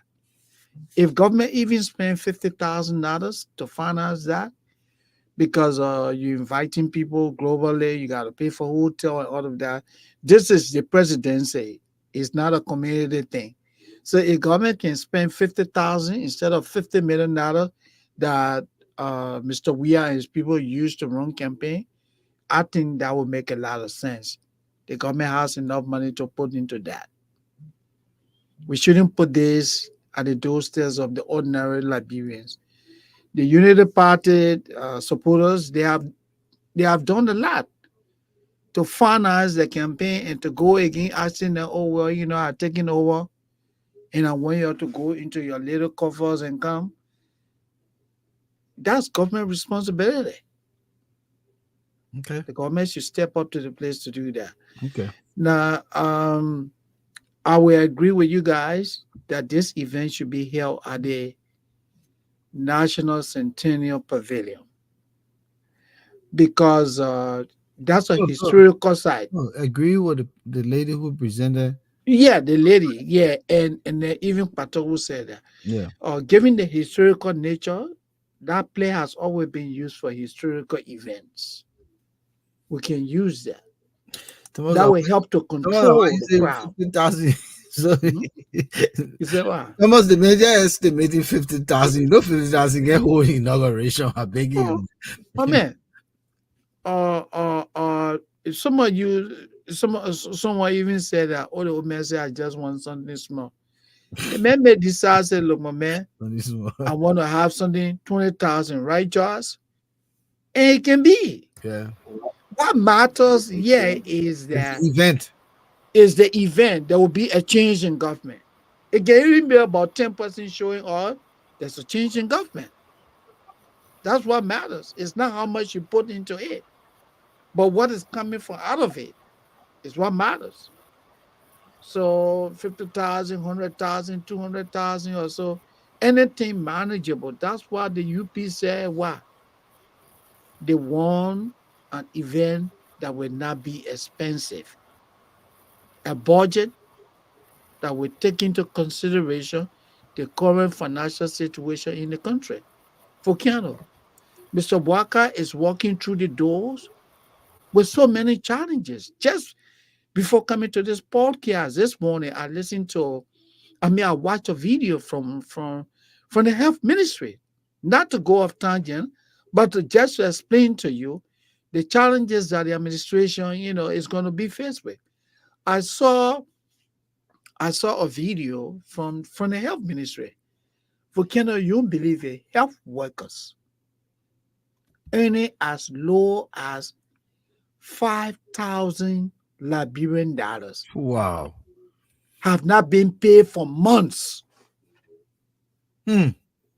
Have not been paid for months What are Wilhelmina done, Dr. Wilhelmina? by the Ministry of Health and Social Welfare. Not being paid for months. So now you tell me, if you pay somebody, and if you do the math, Volcano, I may be wrong, but I'm thinking you're talking less than $15, Just right? about five. So It's if about, you it's if about, it's somebody about, making no, less than it's about, 15 no, US it's about, no, dollars, it's about 25. okay, let's put it at even 25. No, I just yeah, said 25 let's say $25, right? If somebody earns $25 in Liberia, for a it month. means the person is extremely poor. Absolutely. You cannot survive on that. When you pull up to the filling station, you're spending almost $50 to fill your tank, depending on the kind of vehicle you drive. And it just lasts for a week or a few days. Yes. So somebody working for a whole month earning $25. That's the challenge this old man is going to face with.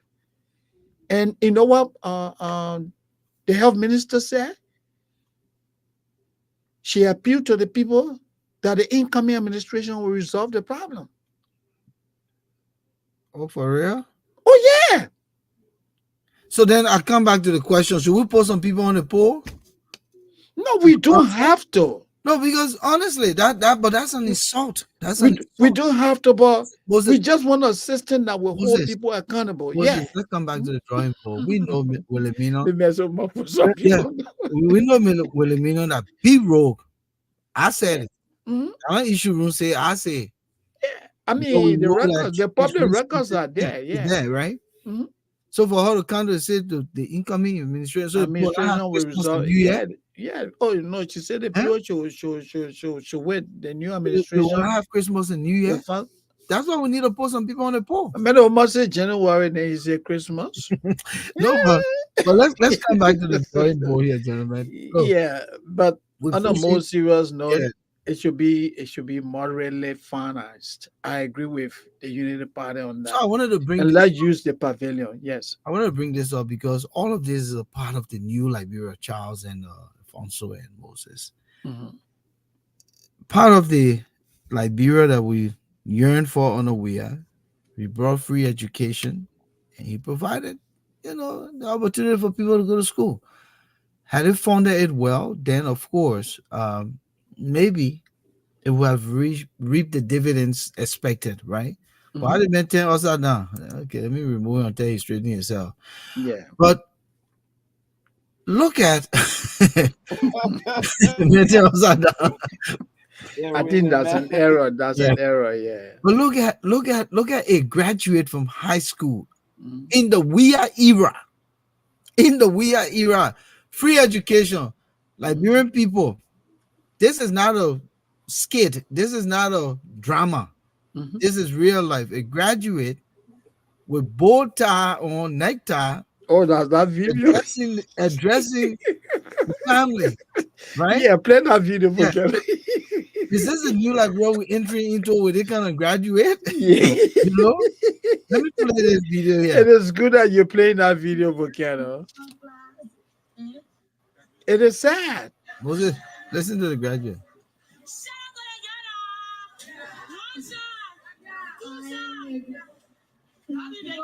You know, today is my birthday. And today I'm so happy to be encountered among the graduation. They graduate, they speak.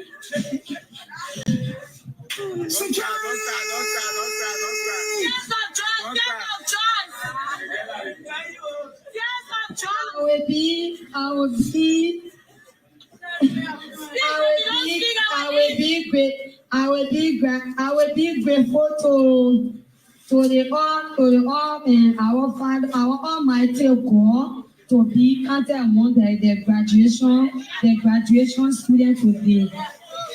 My name is student Shale Lama. I want to talk about education on how I graduate from high school and I'm not I just want to say education we want to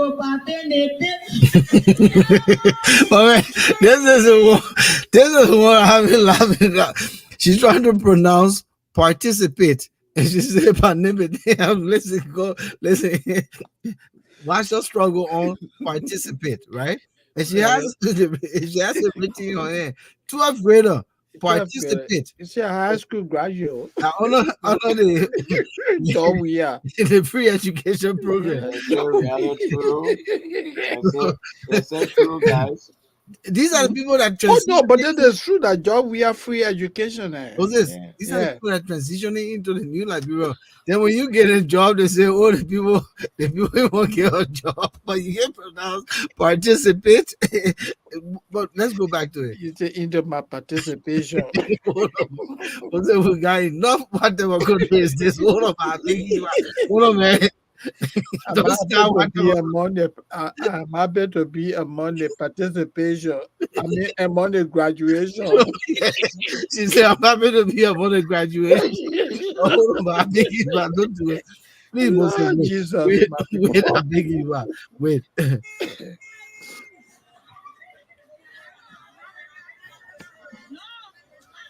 it comes to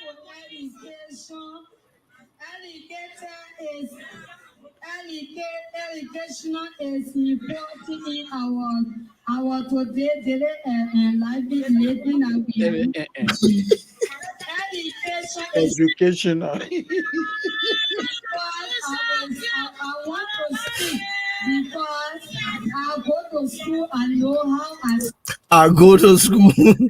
Hold on, Moses, hold on, I beg you.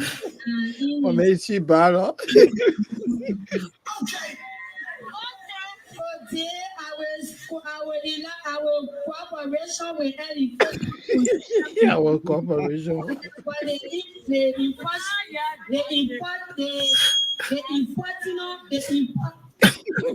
They got work on importing. I didn't know they got importing. Oh, I importing. Moses, I beg you, man. I beg you, hold on, man. But is she the thing that job we are doing for Liberia? They will not go into the new Liberia we're talking about it, man. Hold on. That job we have free education. That the wise free. I beg you, man. Wait some more. Oh, education is important. Oh, important.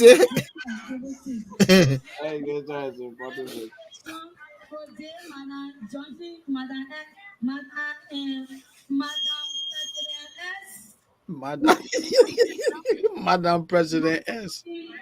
And Madam Eddie Joseph Sally, today she moved the country because of 12 years, because she go to school.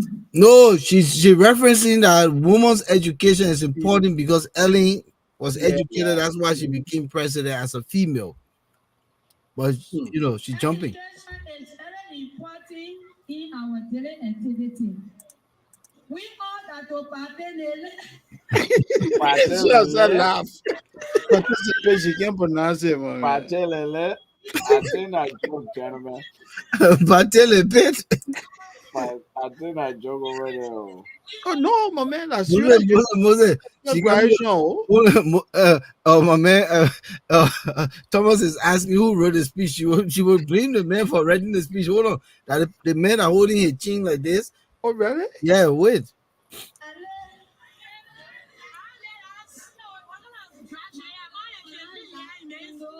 Somebody say, "Oh, the 50 man school. Why gonna graduate?" Bad brain. Oh, so let's capture this part. Let's capture this part, please. The pastor is still attending me very You see, she blaming the pastor. She said she wanted to write her own speech, but the pastor forced it, and now she's struggling. Hold on. Oh. Let's listen to that.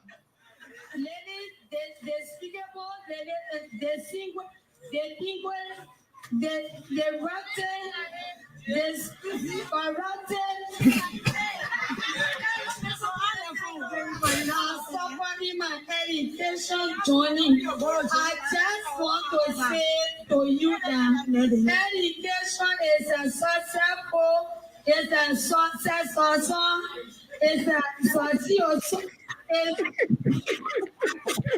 I want to tell my mom thank you today to celebrate my birthday, my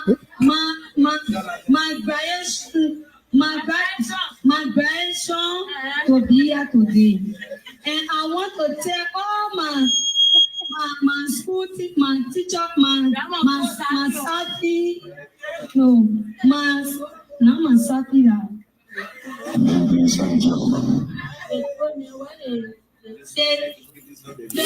As sponsor, she trying to pronounce.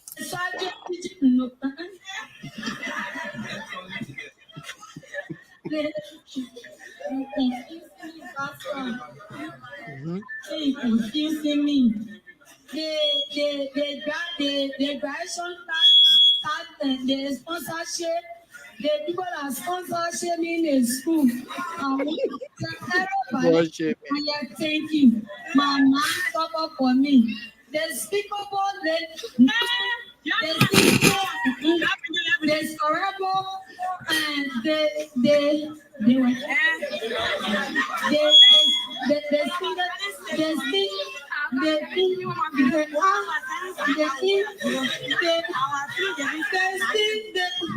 I want to say thanks to everybody. So that distinguished is struggling to pronounce, but we'll stop here. I want to hear the what you blaming him.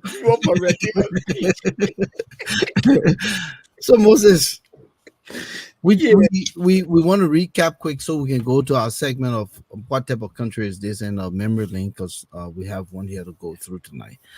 Yeah. But we laid the premise for this conversation, starting with this new Liberia that has been promised. And every time you have the conversation when we are at the brink, oh, Charles is back.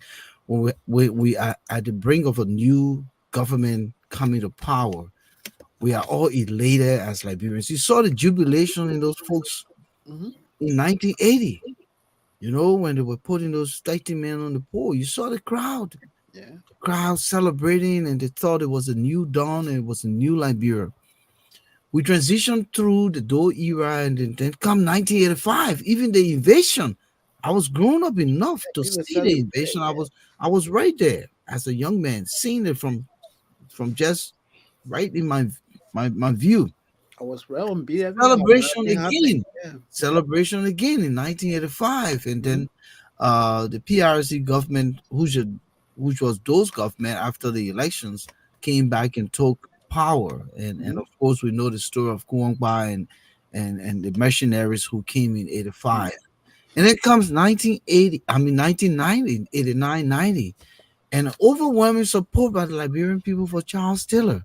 It comes to Monrovia, and there was a faction, and we had all these factions in the country. Then we led, rather brought in an interim government, Doe died, and And the interim government tried to stabilize things through Sawyer, and then they say, no, we want our own factional government. And they brought all these state councils that led the country to Charles Taylor becoming president. And then we celebrated again. Overwhelmingly, 75% of Liberians voted for Charles Taylor. You kill my man, you kill my pa.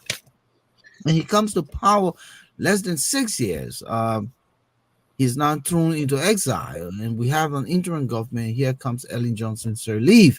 And we say, oh, yes, with the backing of the Americans, the country will open up and things will change. And then Ellen comes, she fight to stabilize things in the first 6 years. And of course, the second 6 year was a war for the country with corruption taking over and a lot of people. And to her own admittance, I take blame for the action for of my no son. crime. Yeah, and then here comes Mr. Weah and guys who couldn't even afford a 1 bedroom in a house. I won't say an apartment, but in a house. They've all become over 9 million years. And all of these things we've been looking forward to. Here we are at the brink of the ushering of a new Liberia. And this is one of the examples that we're taking into the new Liberia. You can deprive her, work if she brings a high school diploma that says she graduated, she can pronounce participate, and she's seen important and those and you can Monday graduation. No, yeah. Gentlemen, before we wrap up here, Charles, since you went out, let's take you here. Will Boakai be able to present the new Liberia? Well, I think it's. Am I muted or you hear me? Yeah. I think it's possible if Boakai can put together strategists who, like I said before, who will be able to pen or draft something concise that will, we can use as a template. People who are willing to die to self, people who are nationalistic, people who are about the country, people who want to see the citizens in its entirety, not 1% of the people up there enjoying the national kick, but to see everybody be brought up. The real truth is, the guy who works harder probably will get more, and you'll have people that will be a little bit ahead, but we want to make sure that we have individuals who will be working overtime, who will be making sure that they are using their expertise, they're lending their expertise to the government. So if Boakai can find those people, because the real truth is, with all the education that we've acquired, many times I say that until you can take your education from the realm of theory, you bring it into practice, it is useless, and majority of the time that's the problem we have. So Boakai has, I think this is an opportunity, but there's also a lot of challenges ahead. Look at the video that you're showing. I mean, that video, it speaks to the core and to the synthesis of the immense problems that we have, deeper problem. Because how can you integrate that person into society? That's a major hurdle that we have. Frederick Douglass once said, it is easy to raise, strong children as opposed to, I believe he said, as opposed to, repairing broken men. So to take an individual from that place where she is now, she's already schooled. It'll even be more difficult. But it is easier for us to begin a new foundation where we are trained. So I think the government now needs to also focus on primary education, the new Liberia. But another problem I think we have, we cannot continue to reflect. It's good that we can look at the past, considering our current condition, to be able to prepare for the future.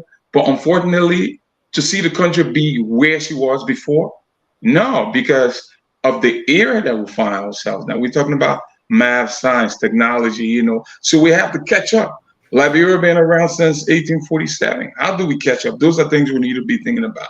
How do we produce individuals who will be able to compete with other children, maybe in Ghana, in China, we should see ourselves not only as Liberian, but also as citizens of the world.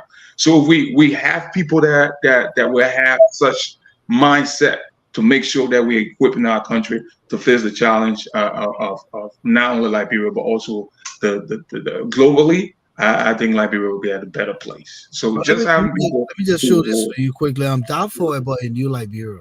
Dorothy saw this. We have people in this government that killed people, and these people will be in the JNB government, and he will not persecute them. Is what they're thinking.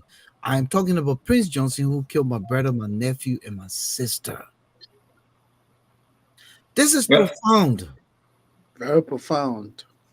but It's, those are some of the challenges that But we this can government speak about, will yeah. be facing, will be faced with, and so that's why we need a rebauched, leader who will be willing to step up to the plate. There's some things that Boakai will have to do, to ensure that we have to be proactive. He has to take corrective action. We have to be ahead of the game and all that kind of stuff. So those are some of the strategies that we need to put together, and that's why it's important that we need to identify these strategies that will be about the country and not about themselves. let's hear from you, Moses, then we'll go to Alfonso quickly. Is it possible this new Liberia we've yearned for since 1980 to surface with the incoming government of President-elect Joseph Boakai? I mean, we all have summarized that in various forms, even like what Charles said. There are so many challenges, but all it takes someone that will be in control. Uh, uh, I even want to piggyback on his young graduate. Volcano, one of the reasons why we have so much, or why the poverty level in Liberia is so high, is because of illiteracy. When you have a greater percentage of your population that lack skills, when people do not have skills to sustain themselves, when people do not have skills to compete, a good number of them languish in poverty. How do you get a well-paying job when you have no skill? And you can pronounce participate. Yeah, that is young woman. And this is the kind of society that Ome Bwaka is going to take over. You have a multiplicity of young people, like this young woman that we just saw, that will be roaming the streets. They come, you ask them, what can I do for you? What can you do? They say, anywhere you put me, I will be willing. But no, it doesn't go like that. You got to come and tell me, say, I'm a carpenter, I'm a cook. But if you just want me to offer you a job because you're associated with the Unity Party, that's one of the challenges Mr. Baka is going to face. A good number of young people have no skills. You see? So the new Liberia we're looking for a Liberia that will provide our employment opportunities. A new Liberia that will open doors for the training and education of our young people.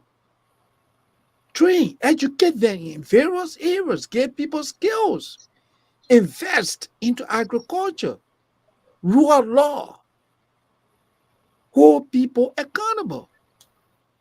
And this is where Mr. Baka will enter, serving time with even some of the people that he has, because there are people who in the UPF that they are untouchable.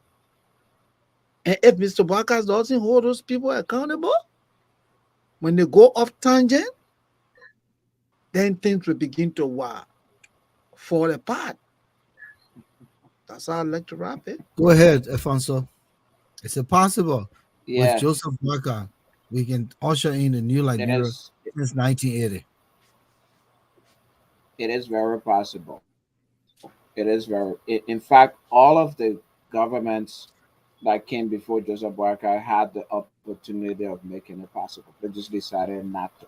So it is possible for us to get there, to get to the new Liberia that provides. But it's not going to be a perfect Liberia. There's no perfect country. There's no perfect society. But I've always argued that the leader, the world leader, means to lead, to be in front, to show example, to show the way. So it's possible if Mr. Boakai out of the gate sets the tone.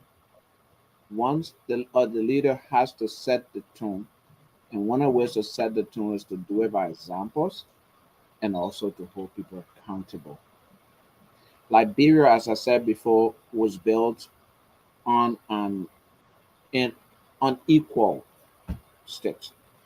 So there was time, for example, when Liberia was founded, from 1847 until 1944, I believe, when Tubman became president. And then later on into his administration, a lot of the country was isolated.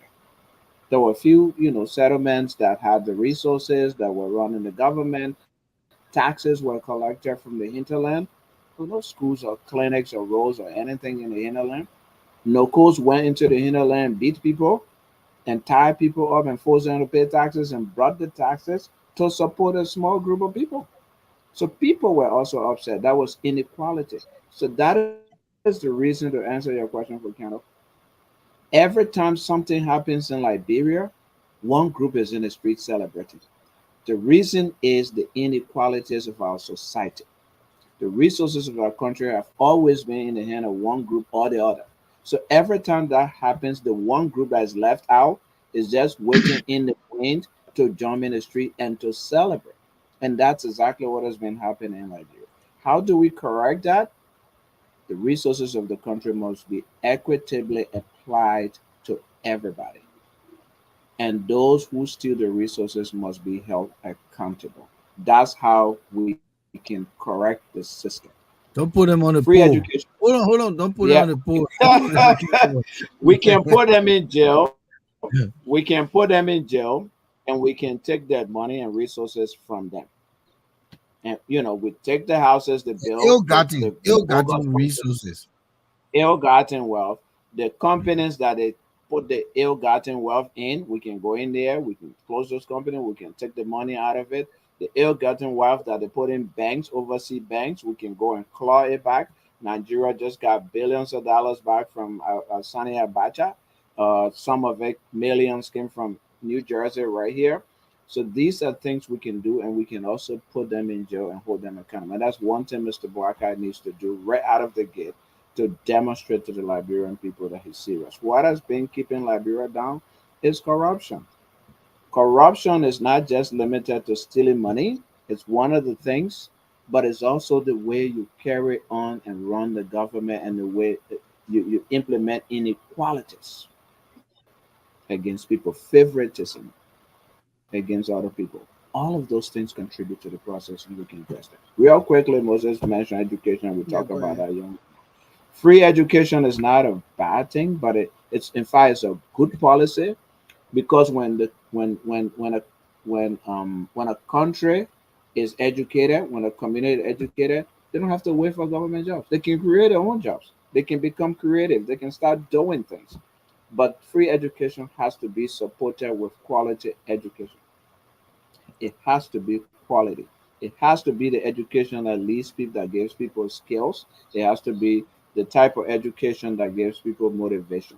For example, why should we build community colleges and then we a community college in let's say Grand Jada, for example, but we're teaching the children history when Grand Jada has so much forest and stuff, and we'll be teaching them forestry or agriculture and those kinds of things.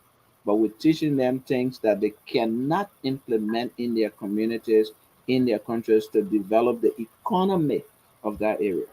When you go to Philadelphia Community College, they teach courses, they teach programs that cater to the economy of Philadelphia. When you go Pittsburgh Community College, they teach the skills that cater to the economy of Pittsburgh. You know, that's how we should structure our education system. We should train teachers. The President Weah was going to Nigeria to bring teachers. Those teachers never came. So the people open all the schools so the children can read and they can learn. And I will land on this one comment quickly. What I was saying about the inauguration is this, and I'll give a few examples. As late as December 2022, Tanzania, the new president, canceled independence celebrations and took the $445,000 that was designated for independence celebration to build dormitories for children, elementary school children with mental health situations.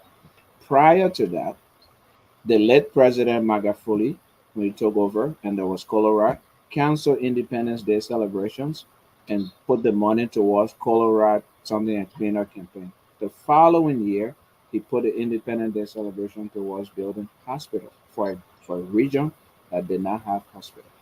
We have such great needs in Liberia Mm. if we can just begin to do some of those things, cut back on the pomp and pageantry and Right, begin to yeah. address the needs of the people. Maybe just you don't have to build a big hospital.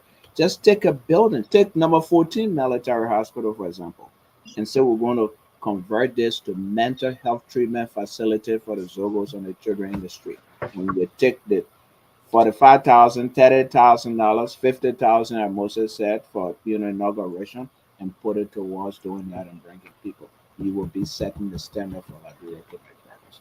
Yeah, I want to stop here because we've gone over time. Thank you. Thank you. Thank you, everyone who's watching here tonight. We encourage you to be a part of the issues room. This is where we discuss the things that matter to our country. Moses always say most, but I think everything in the context of Liberia matters. Nothing is most because everything matters. It's Country important. has Yeah. sunk to its lowest ebb, and I think that we need a resurrection. And who to bring that resurrection? We've been hoping for this transition into the new Liberia since 1980, and that's the conversation we're holding tonight. But Dr. Eman Sumo wrote for us in Memory Lane tonight, "Cry, Liberia, Cry."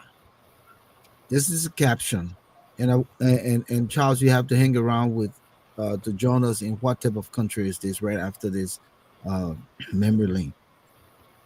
Memory Lane by Dr. Eman Sumo, "Cry, Liberia, Cry." And Jesus preached to a multitude of people when he gave his sermon on the mount. You are the salt of the earth. But when the salt lost its taste, how then can it be salty? Is salt the literal meaning of leaders? Yes. It also means you, the shepherd who dances buka, whilst your sheep perishes in the hands of mob justice.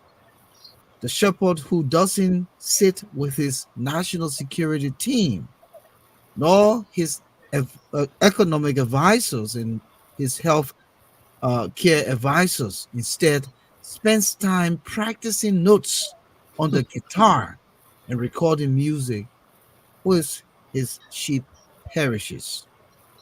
You, I mean you, yes, you who become a justice minister but cannot superintend your police director. You, I mean you, the police director, whose job you think is to provide escort for the elites, assigned police officers and as drivers to drive to school the children of the elites, and police officers as car washers of the elites. Police officers stand by and watch a civilian lady being naked, peppered, and beaten to death. All the police officers say is a shrug. Peace, or rather rest in peace, handsome soul.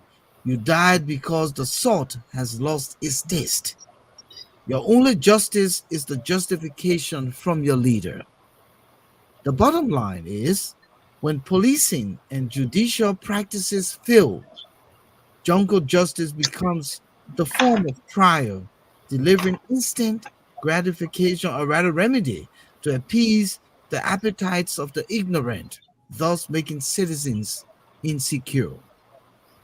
Without recourse to legitimate remedies, people resort to savage revenge. In most cases, what we call jungle justice, which is dealing with an alleged thief on the spot, serves as a deterrent. What's worse, and disgusting indeed, is when such an alleged thief or criminal is handed over to the police, they later release him or her due to lack of capacity or bribery. What a shame.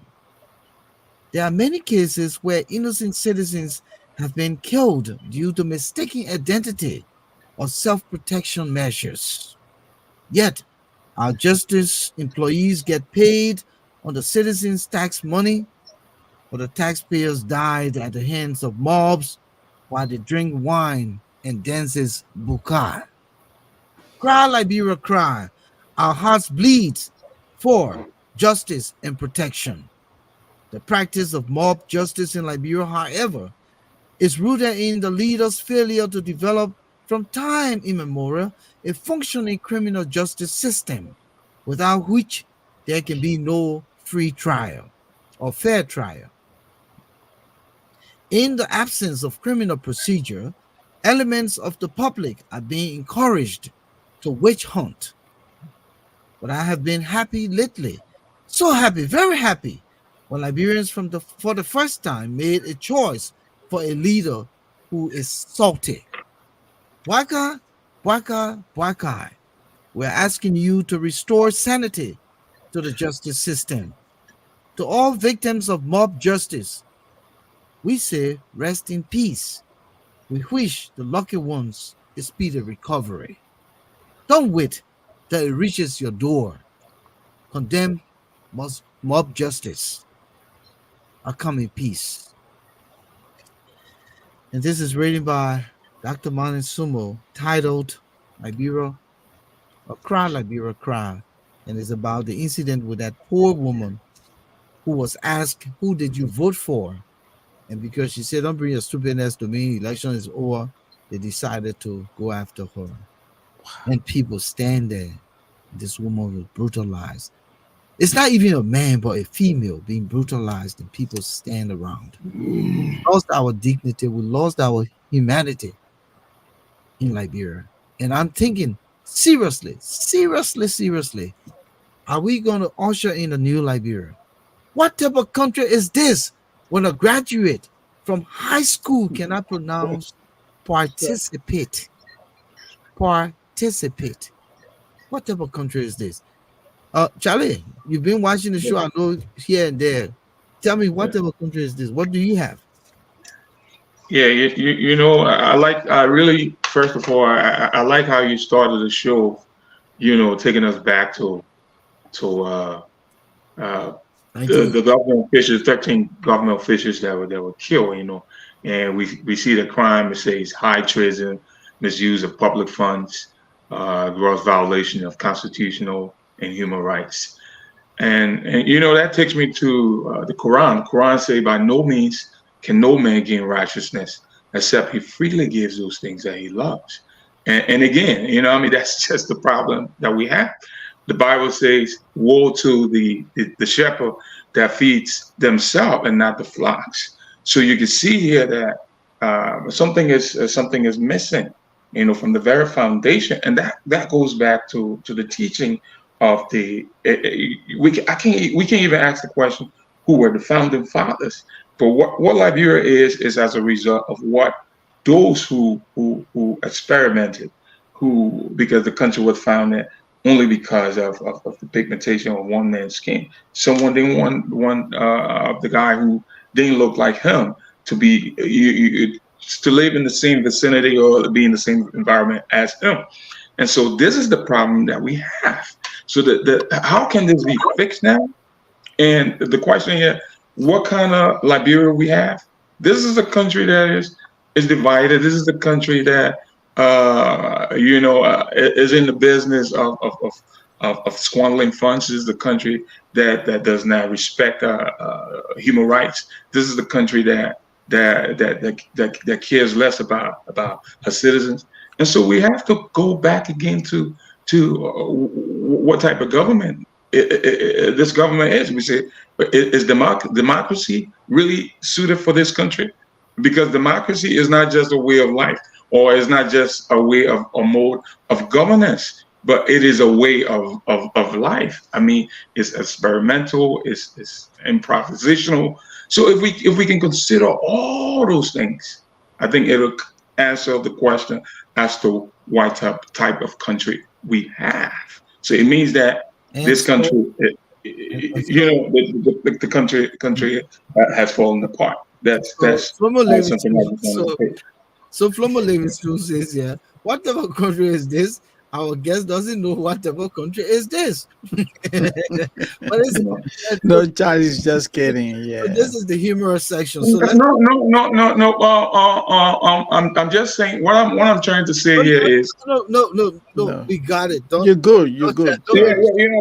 Because I'm trying to answer the question in a way that people will be able to tap into what I'm saying. Because the answers are in there. What type of country is this? And what type of country do we want to be? Yeah. You know? Yeah. So I mean, if you really go back into the context of what I was saying, you can be able to extrapolate exactly what type of country we need to be to fix the country. They're looking at it from a humorous perspective. So what type of country is this that has a justice ministry but no justice? Right. What type of country is this? Have you seen any country in the world where you have a justice ministry but no justice? Yeah. Whatever country is this? Whatever country is this, Shaggy McAfee, that police officers are now private security for the elites? Whatever country is this? Whatever country is this?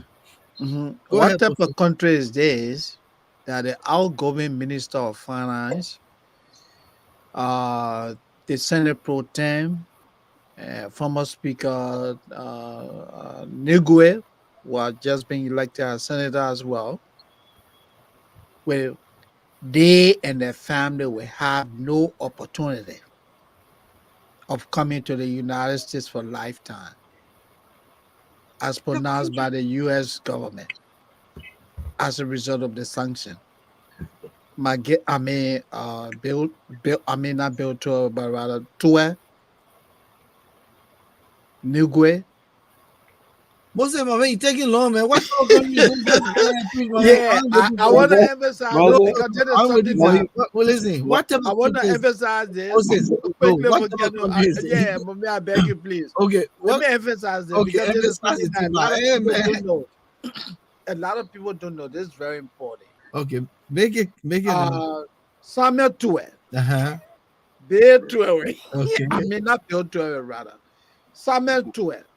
Emmanuel Nugwe. Aboche and Emmanuel Nugwe.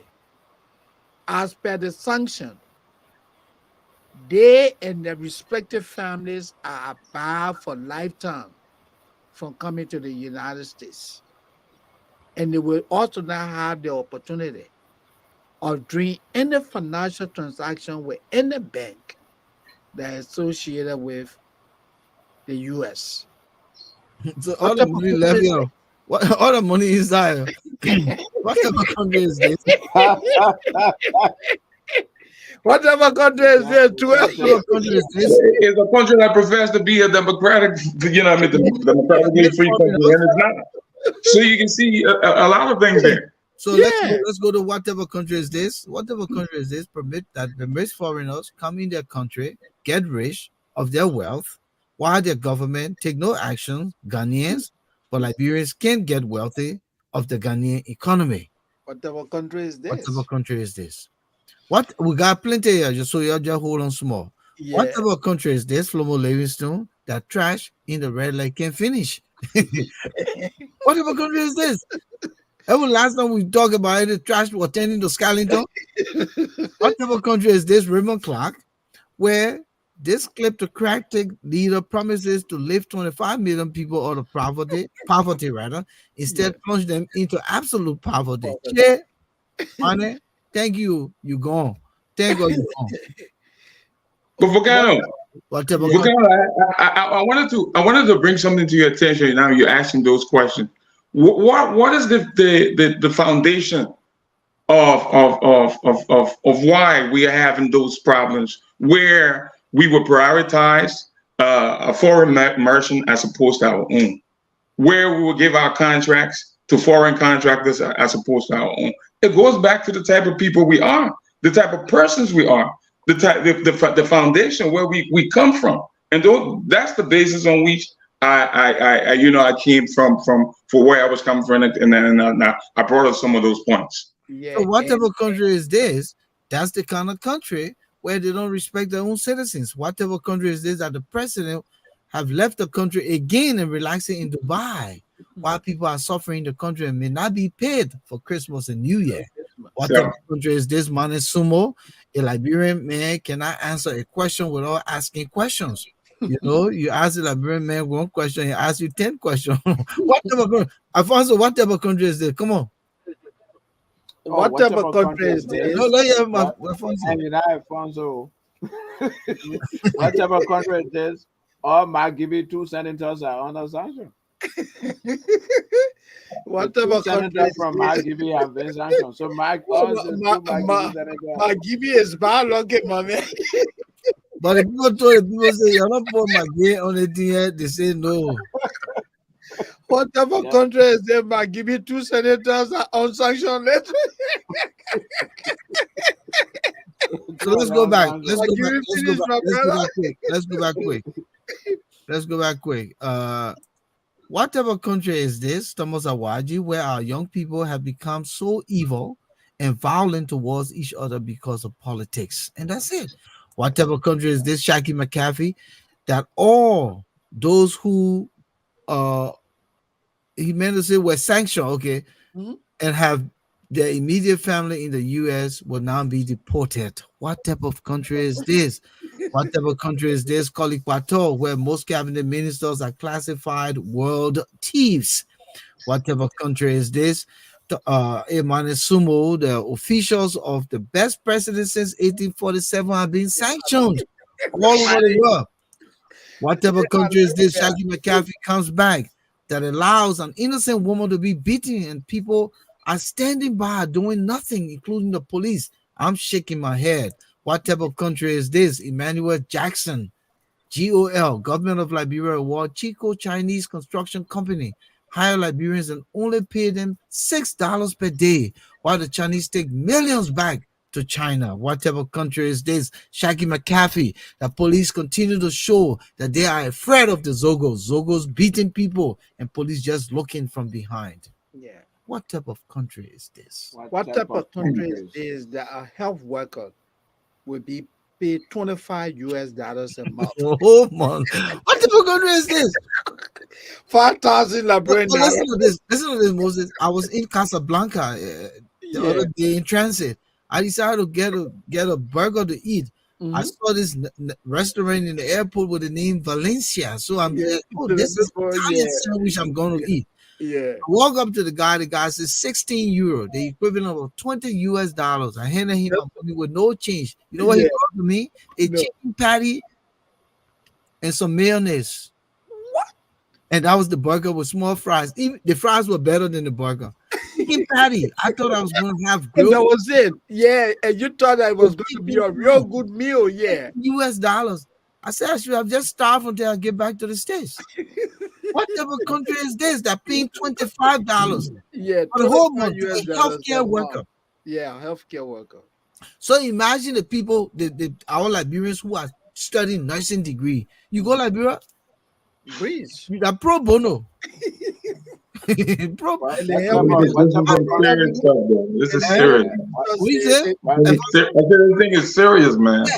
It is. Easy, Alfonso. That's pro bono. You go to Liberia, you're working for free as a nurse who's licensed RN, MSN. Who would pay you? What's her name? Talo Kungba. She emphasized that when she went to the Ministry of Health, tried to bring some reforms. And Wilhelmina Danza, oh, you came here with plenty of knowledge. Are you stealing? You won't sport things? Yeah. Fire.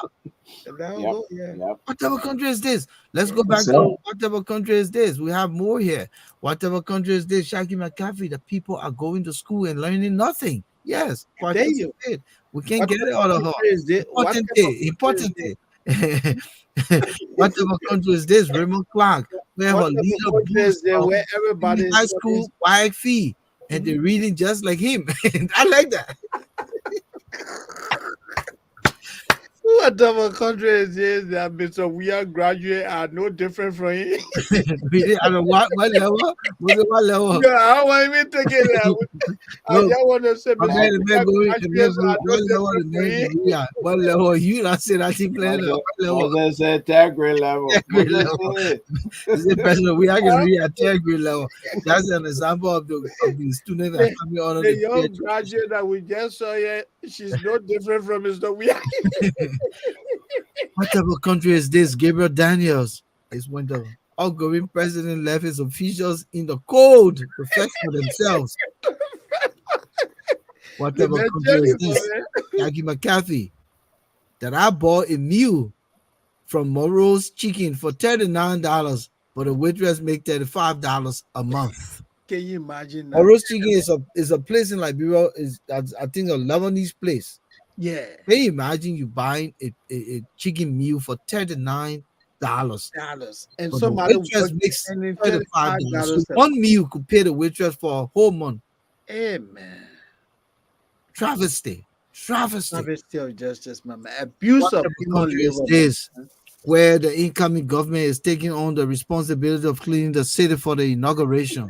Where is the current mayor? Yeah, where's the Mayor sanction. my man, the man, What type of country is this, Shaggy McCaffrey, that I don't know how people are surviving making $25 to $50 a month? my man. What type of country is this, Kolikwato, where social justice bends over the jungle justice? What type of country is this? Hold on, Moses. What type of country is this that instead of paying wire fees, that money could go to cleaning the city and red light? Continue, Moses. What type of country is this that the government has the highest budget in the history of the country, over $700 million? Yet, people earn $25 a month. What type You of see what country we're is talking this? about? Ayeti?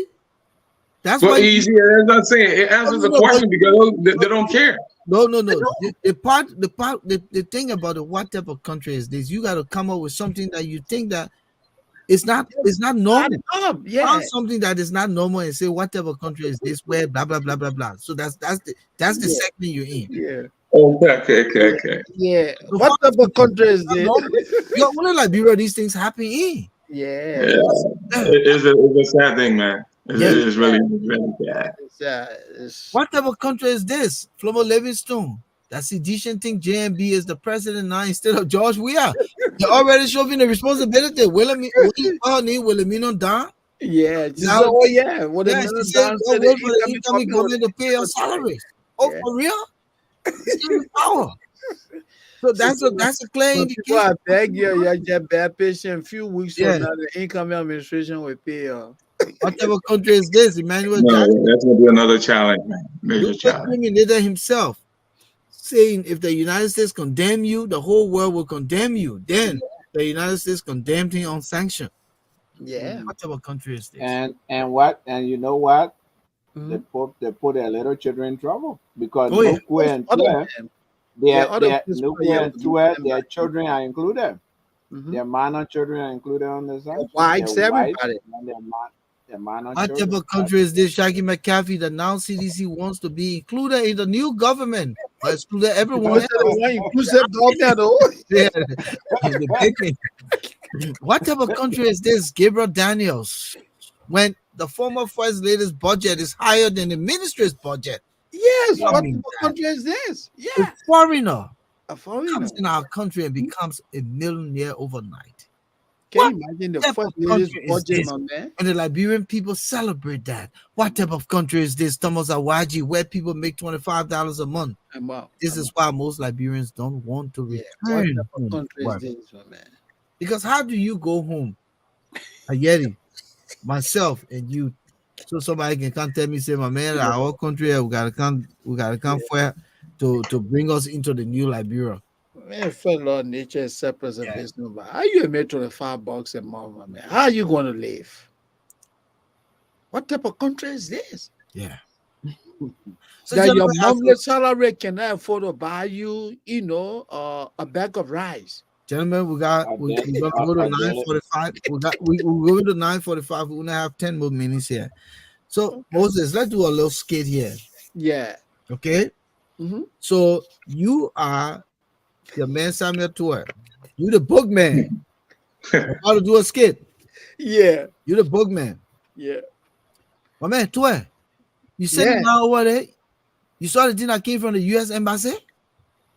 Oh, my man, you probably full of joke, man. What are you talking about? Oh, my man, I see right there. Hey, my man, tell me, what happened again? My man, the U.S. Embassy put you on sanction. They say you, your wife, your children, all of y'all. You can't see America again. Also, all that thing, my man, all the thing you bought in America, the money you put in the bank, I don't know how you do. And Volcano, you want me to believe that? That's a joke. Oh, what's it? Go to like U.S. Embassy Liberia.gov and go there and come and tell me what you see. Man, I'll put it in there now, man. Hey, my man, hurry up, man. My man, the thing all over the place. You see it? Where you at? Travel? My man. Uh-huh. Yeah, I see my Neo. Oh, and I Nugu me. And My man, Abache. My man, Nugu. Oh? Yeah, Abache. What? Abache? Oh, wait, you sleeping? I said, Mary, where are you? You need to come. Oh, we got serious thing to talk. Hey, what happened again to her? They get the other thing. I don't even know how to say it. Huh? You see that issue room people? No Aja people, no boarding the Bimbi, me and not put me in a mess. Every day, la brain government. To it. What happened to her?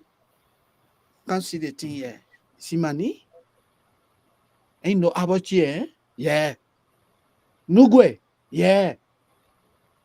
The people say, all our properties, all our money abroad, they black everything. That horse we got in North Carolina, you will not be able to go there again because the people will not even get you visa. We got let children come home. In fact, they will deport the children. Nugwe children. About children. A wife. None of us will be able to travel again. The people must sit down right here.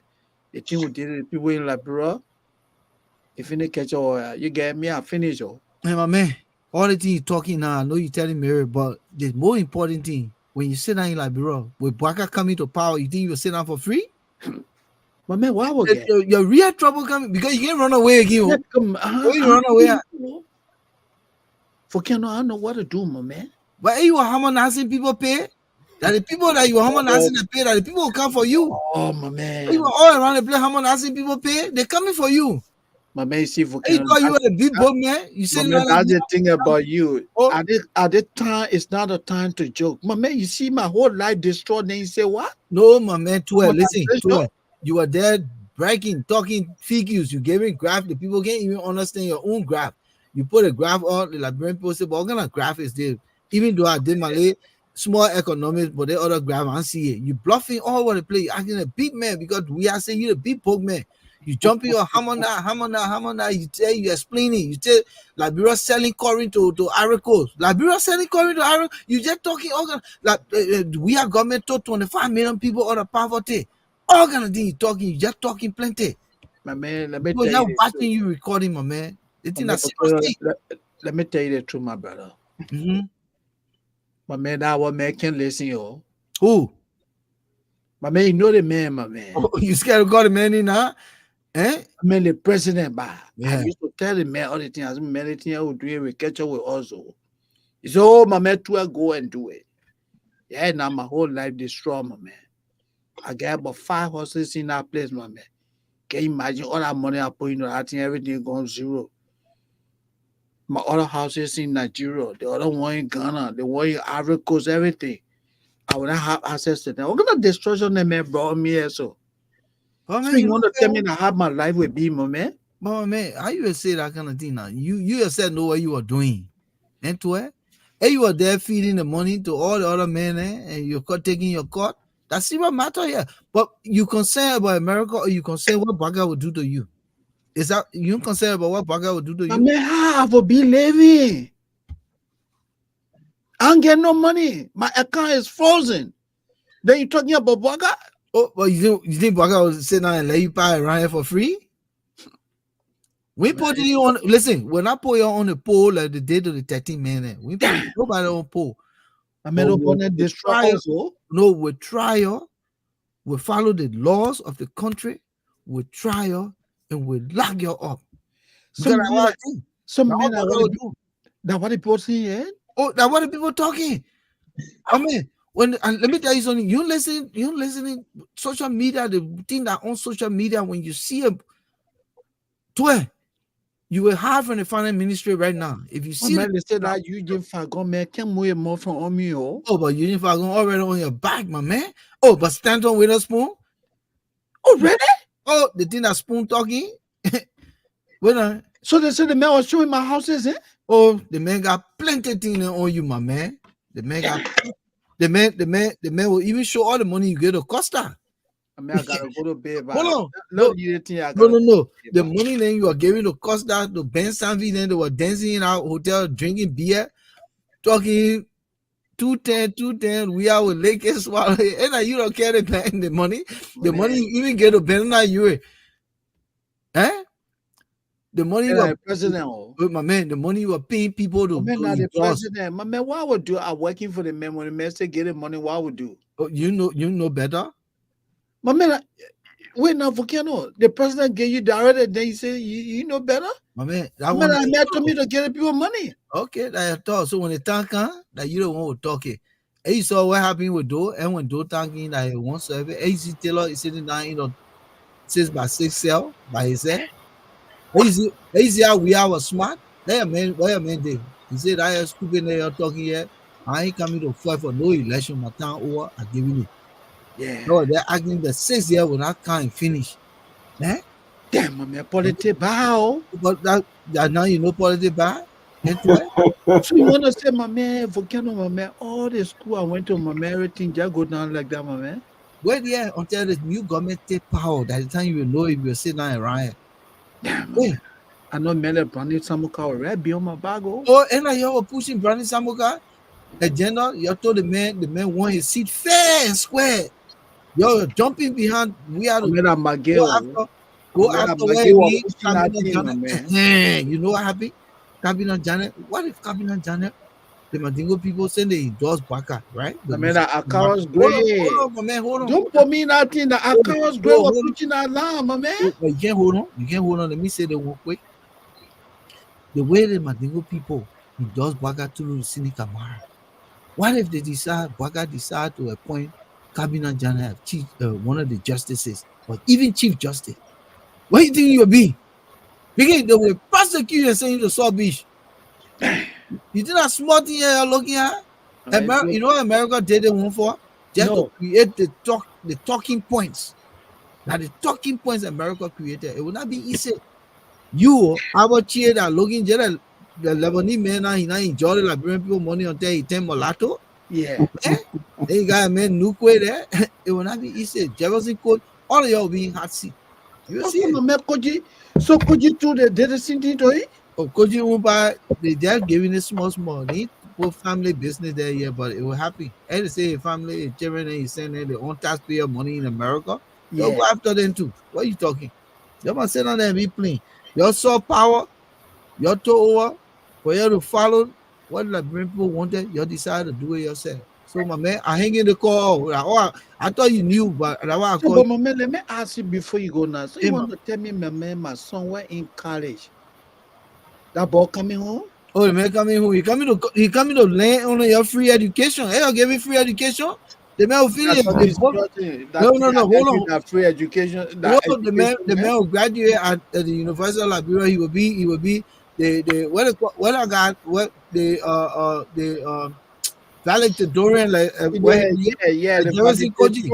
Yeah, he will be the Jefferson coaching. He coming home. He will finish the free education. That's one he will come and graduate on. So he said my son coming home, man. The man coming home. Yeah. I mean, look at this straw also. Oh boy, my man. Let me tell you something. I used to call you. I used to be talking to you on the side. Yeah, my man. We listen, yeah. You used to talk to me all the time, my man. We listen, so that ain't that, my man. But man, you know why? He met Jochiba. But man, Judge, you know what Judge is doing in Dubai right now?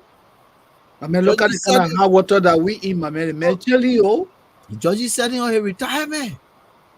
Judge is setting on his retirement. That thing your own. Judge is packing it. Judge is packing it. Judge, my man, yo, call Judge Fu. You will not get in fight that bonanza. oh, my man, the other day, twice I was Maki was telling me, you call a man more than 3-4 times a man. Answer, my man. But my man, you're feeling now. What the man did for y'all, that your own story. Your own. That it there. You gotta go to bed, yeah, because the thing me and you over. But you asleep there? Yeah. You asleep there? What? So that it there, my man. I hang you. I gotta go. Yeah, my man, you spoil my day, but I spoil your day. We gotta go. oh, We gotta go. All right. okay, man. Like Okay, that, man. like that American pro spoiler did, honest, man. The man Yeah. just telling you. So Saleh, Alphonso, Moses, our audience, these are the conversations now being held Yes, as a result of what is trending in the country. of course. And honestly, as we end this conversation tonight, parting words about our anticipation for the new Liberia. Don't spend long, just a minute or two, and let's call it a night. Yeah, We'll start with our guest. yeah. Sure. What is your hope for the new Liberia? Volcano, thank you very much for having me on the show. I mean, like I said earlier on, there's no other place we have chosen to be at this particular time but to be on the show. I look forward to seeing a Liberia that will be united. You know, we will all reconcile our differences for the betterment of the country. I look forward to seeing a country that will put in place a structure that will set standards, you know, that will hold people accountable. A country that will, you know, be able to compete with her counterparts because the country been around for years. You know, in fact, the very or the first I would say republic in Africa. So that's something that, you know, a country that's supposed to set example. That's something that I look forward to. Again, I want to thank you for having me on the show. I look forward to coming back and then contributing. Thank you very much. Thank you. We appreciate your time. Alfonso? Yeah. Look forward to, you know, a country that is accountable, where the resources of the country are equitably distributed. That's the saying that every rising tide lifts all boats. So if we apply the resources, all the boats that are sitting on top of it, and the tides are rising, all the boats that are sitting on top of the river, whether that Moses boat is small and Volcano big boat, the rising tide will lift all the boats, and that's the kind of equality and the kind of society we want. Yeah, Moses? yeah. Well, and just a few words on Liberia, where the rule of law will be respected, where people will be treated fairly, regardless of gender, social status, social connections. A Liberia that will provide opportunity for all. A Liberia that will have a leadership in charge, not on autopilot.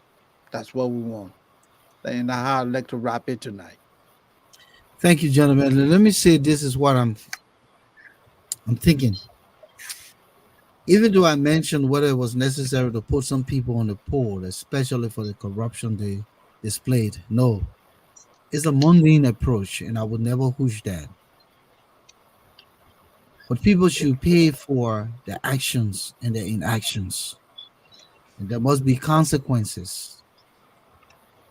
And for us to move our country forward, the period of impunity must stop as of January 22nd, 2024. Mr. Boakai, I've known you for the formative years of my life. We share the same sanctuary. I believe in you as a deacon, a man of religious strength. You have prayed on many occasions when I was in church as a young man growing up. I have profound respect for you and your relationship with God. and the promises you made here on two occasions here in the issues room when you appeared. And we're grateful that you humbly appeared during those days. And you promised that you want a Liberian that would be for all, a Liberia rather, that would be for all Liberians, irrespective of their status and their affiliation. And Glenda just said it just moments ago when she said that you said you want Liberians to come home to a Liberia where they will feel that they are home. We're holding you to your expectations and the promises you've made. We believe that you can deliver the new Liberia. And that is why we're not relenting on holding these conversations to remind you of those promises. You don't have much here. People are already wishing you dead. People are wishing you this and that. But God brought you to power for a reason. And if that reason is to restore our country to its dignity and to liberate our country to a new dawn and to catapult us, and not just a slow pace, we want to be catapulted, jump into a new phase. 6 years is a lot of time that it can be done. But the foundation you laid, the leadership you put, the lieutenants you put around you, like Charles said, bring in think tankers and strategists. If you mean well for the country, as soon as somebody is pronounced to be corrupt, sweep them out, charge them, disgrace them, pay police people well, clean up the city, create new dawn, a new dimension. Pay attention to the young people because their minds are so dark. You got to bring them back to civilization and normalization. Let our young people begin to learn, like we were privileged to learn, that they can pronounce participate, that they can pronounce important, that they can distinguish between a graduation and a birthday, that they can pronounce sponsor. It is possible. It is possible. And that is my position to you, President-elect Boakai. We have made his part, rather. He's failed miserably. There's nothing that we can remember we are for. There's not much. I'm saying it, and I'm saying it emphatically. There's not much we can remember we are for. But 6 years of making hooligans rich, people who thought that 6 years would never come, and the Liberian people were resolved to change their destiny. This destiny is now put in your hand, President-elect Boakai. And the expectation is that you would take this destiny to the new Liberia. Thank you. Thank Gentlemen. you. Great show. Thank you. Thanks for having me. Mm-hmm. Yeah. So as we leave here tonight, I want to thank everyone for coming through here tonight. Gabriel Daniels, Thomas Awaji, of course, Mane Sumo, Adiaha Umo, Raymond Clark, Mohammed Kurman, Dorothy Savis, Flomo Livingstone. Good to see all of you folks here tonight. Emmanuel, Zazar. See you probably the first time here in the issues room. Come back. Esther Kawalo. Good to see you. Please come back. Maria Gadel, it was good seeing you here as usual. We say thank all of you, Shaiki McAfee, for coming back. I know everyone is busy. Tony and Brooks, sometimes we get caught up in our own everyday life. Mr. Adolphus, my creator senior, good to see you. And Kali Pato, thank you so much for your insightful contribution. And William K. McDavis, we say thank you for joining us here in the issues room tonight. Emmanuel Jackson, Prince Tamba, thank you for joining us here tonight. Everyone who made it possible to be here with us, we say thank you so much. We'll be back here on Friday, God's willing. The issues room, our conversation is Mr. Boakai, the man to take us into the new Liberia that we've been dreaming of, that we've been anticipating, that we've been fighting to see. The new Liberia that was promised in 1980 but was an illusion. The new Liberia that was promised by the National Patriotic Front freedom fighter under Charles Taylor, that was also an illusion in his 5.5 to 6 years. The new Liberia that was promised by Ellen Johnson Sirleaf for 12 years, it was an illusion. The new Liberia that was promised by George Weah, who said Liberians will not be spectators in their own economy, was an illusion. Here we are again at the crossroads. January 22nd, 2024 will be the day when we usher in a new president, a new government. But is this new president and the new government will bring us into the new Liberia? That's what we're hoping for. And looking forward to you, the Liberian people, to continue to pray, to continue to beseech the grace of God as we all rally, because it's not one man, it is the collective effort of our people in our country. Our partners in progress, our allies, are willing to support what we do, but we must come from the heart and we must be in an accord to move our country forward. I say thank you tonight. Volcano Shelton on behalf of Blended Juniors, one of our panelists, Charles Ayidi Williams, who was here with us, Alphonso Yenu, and Moses Sandy will be back here with another presentation to 207th production on Friday. Good night.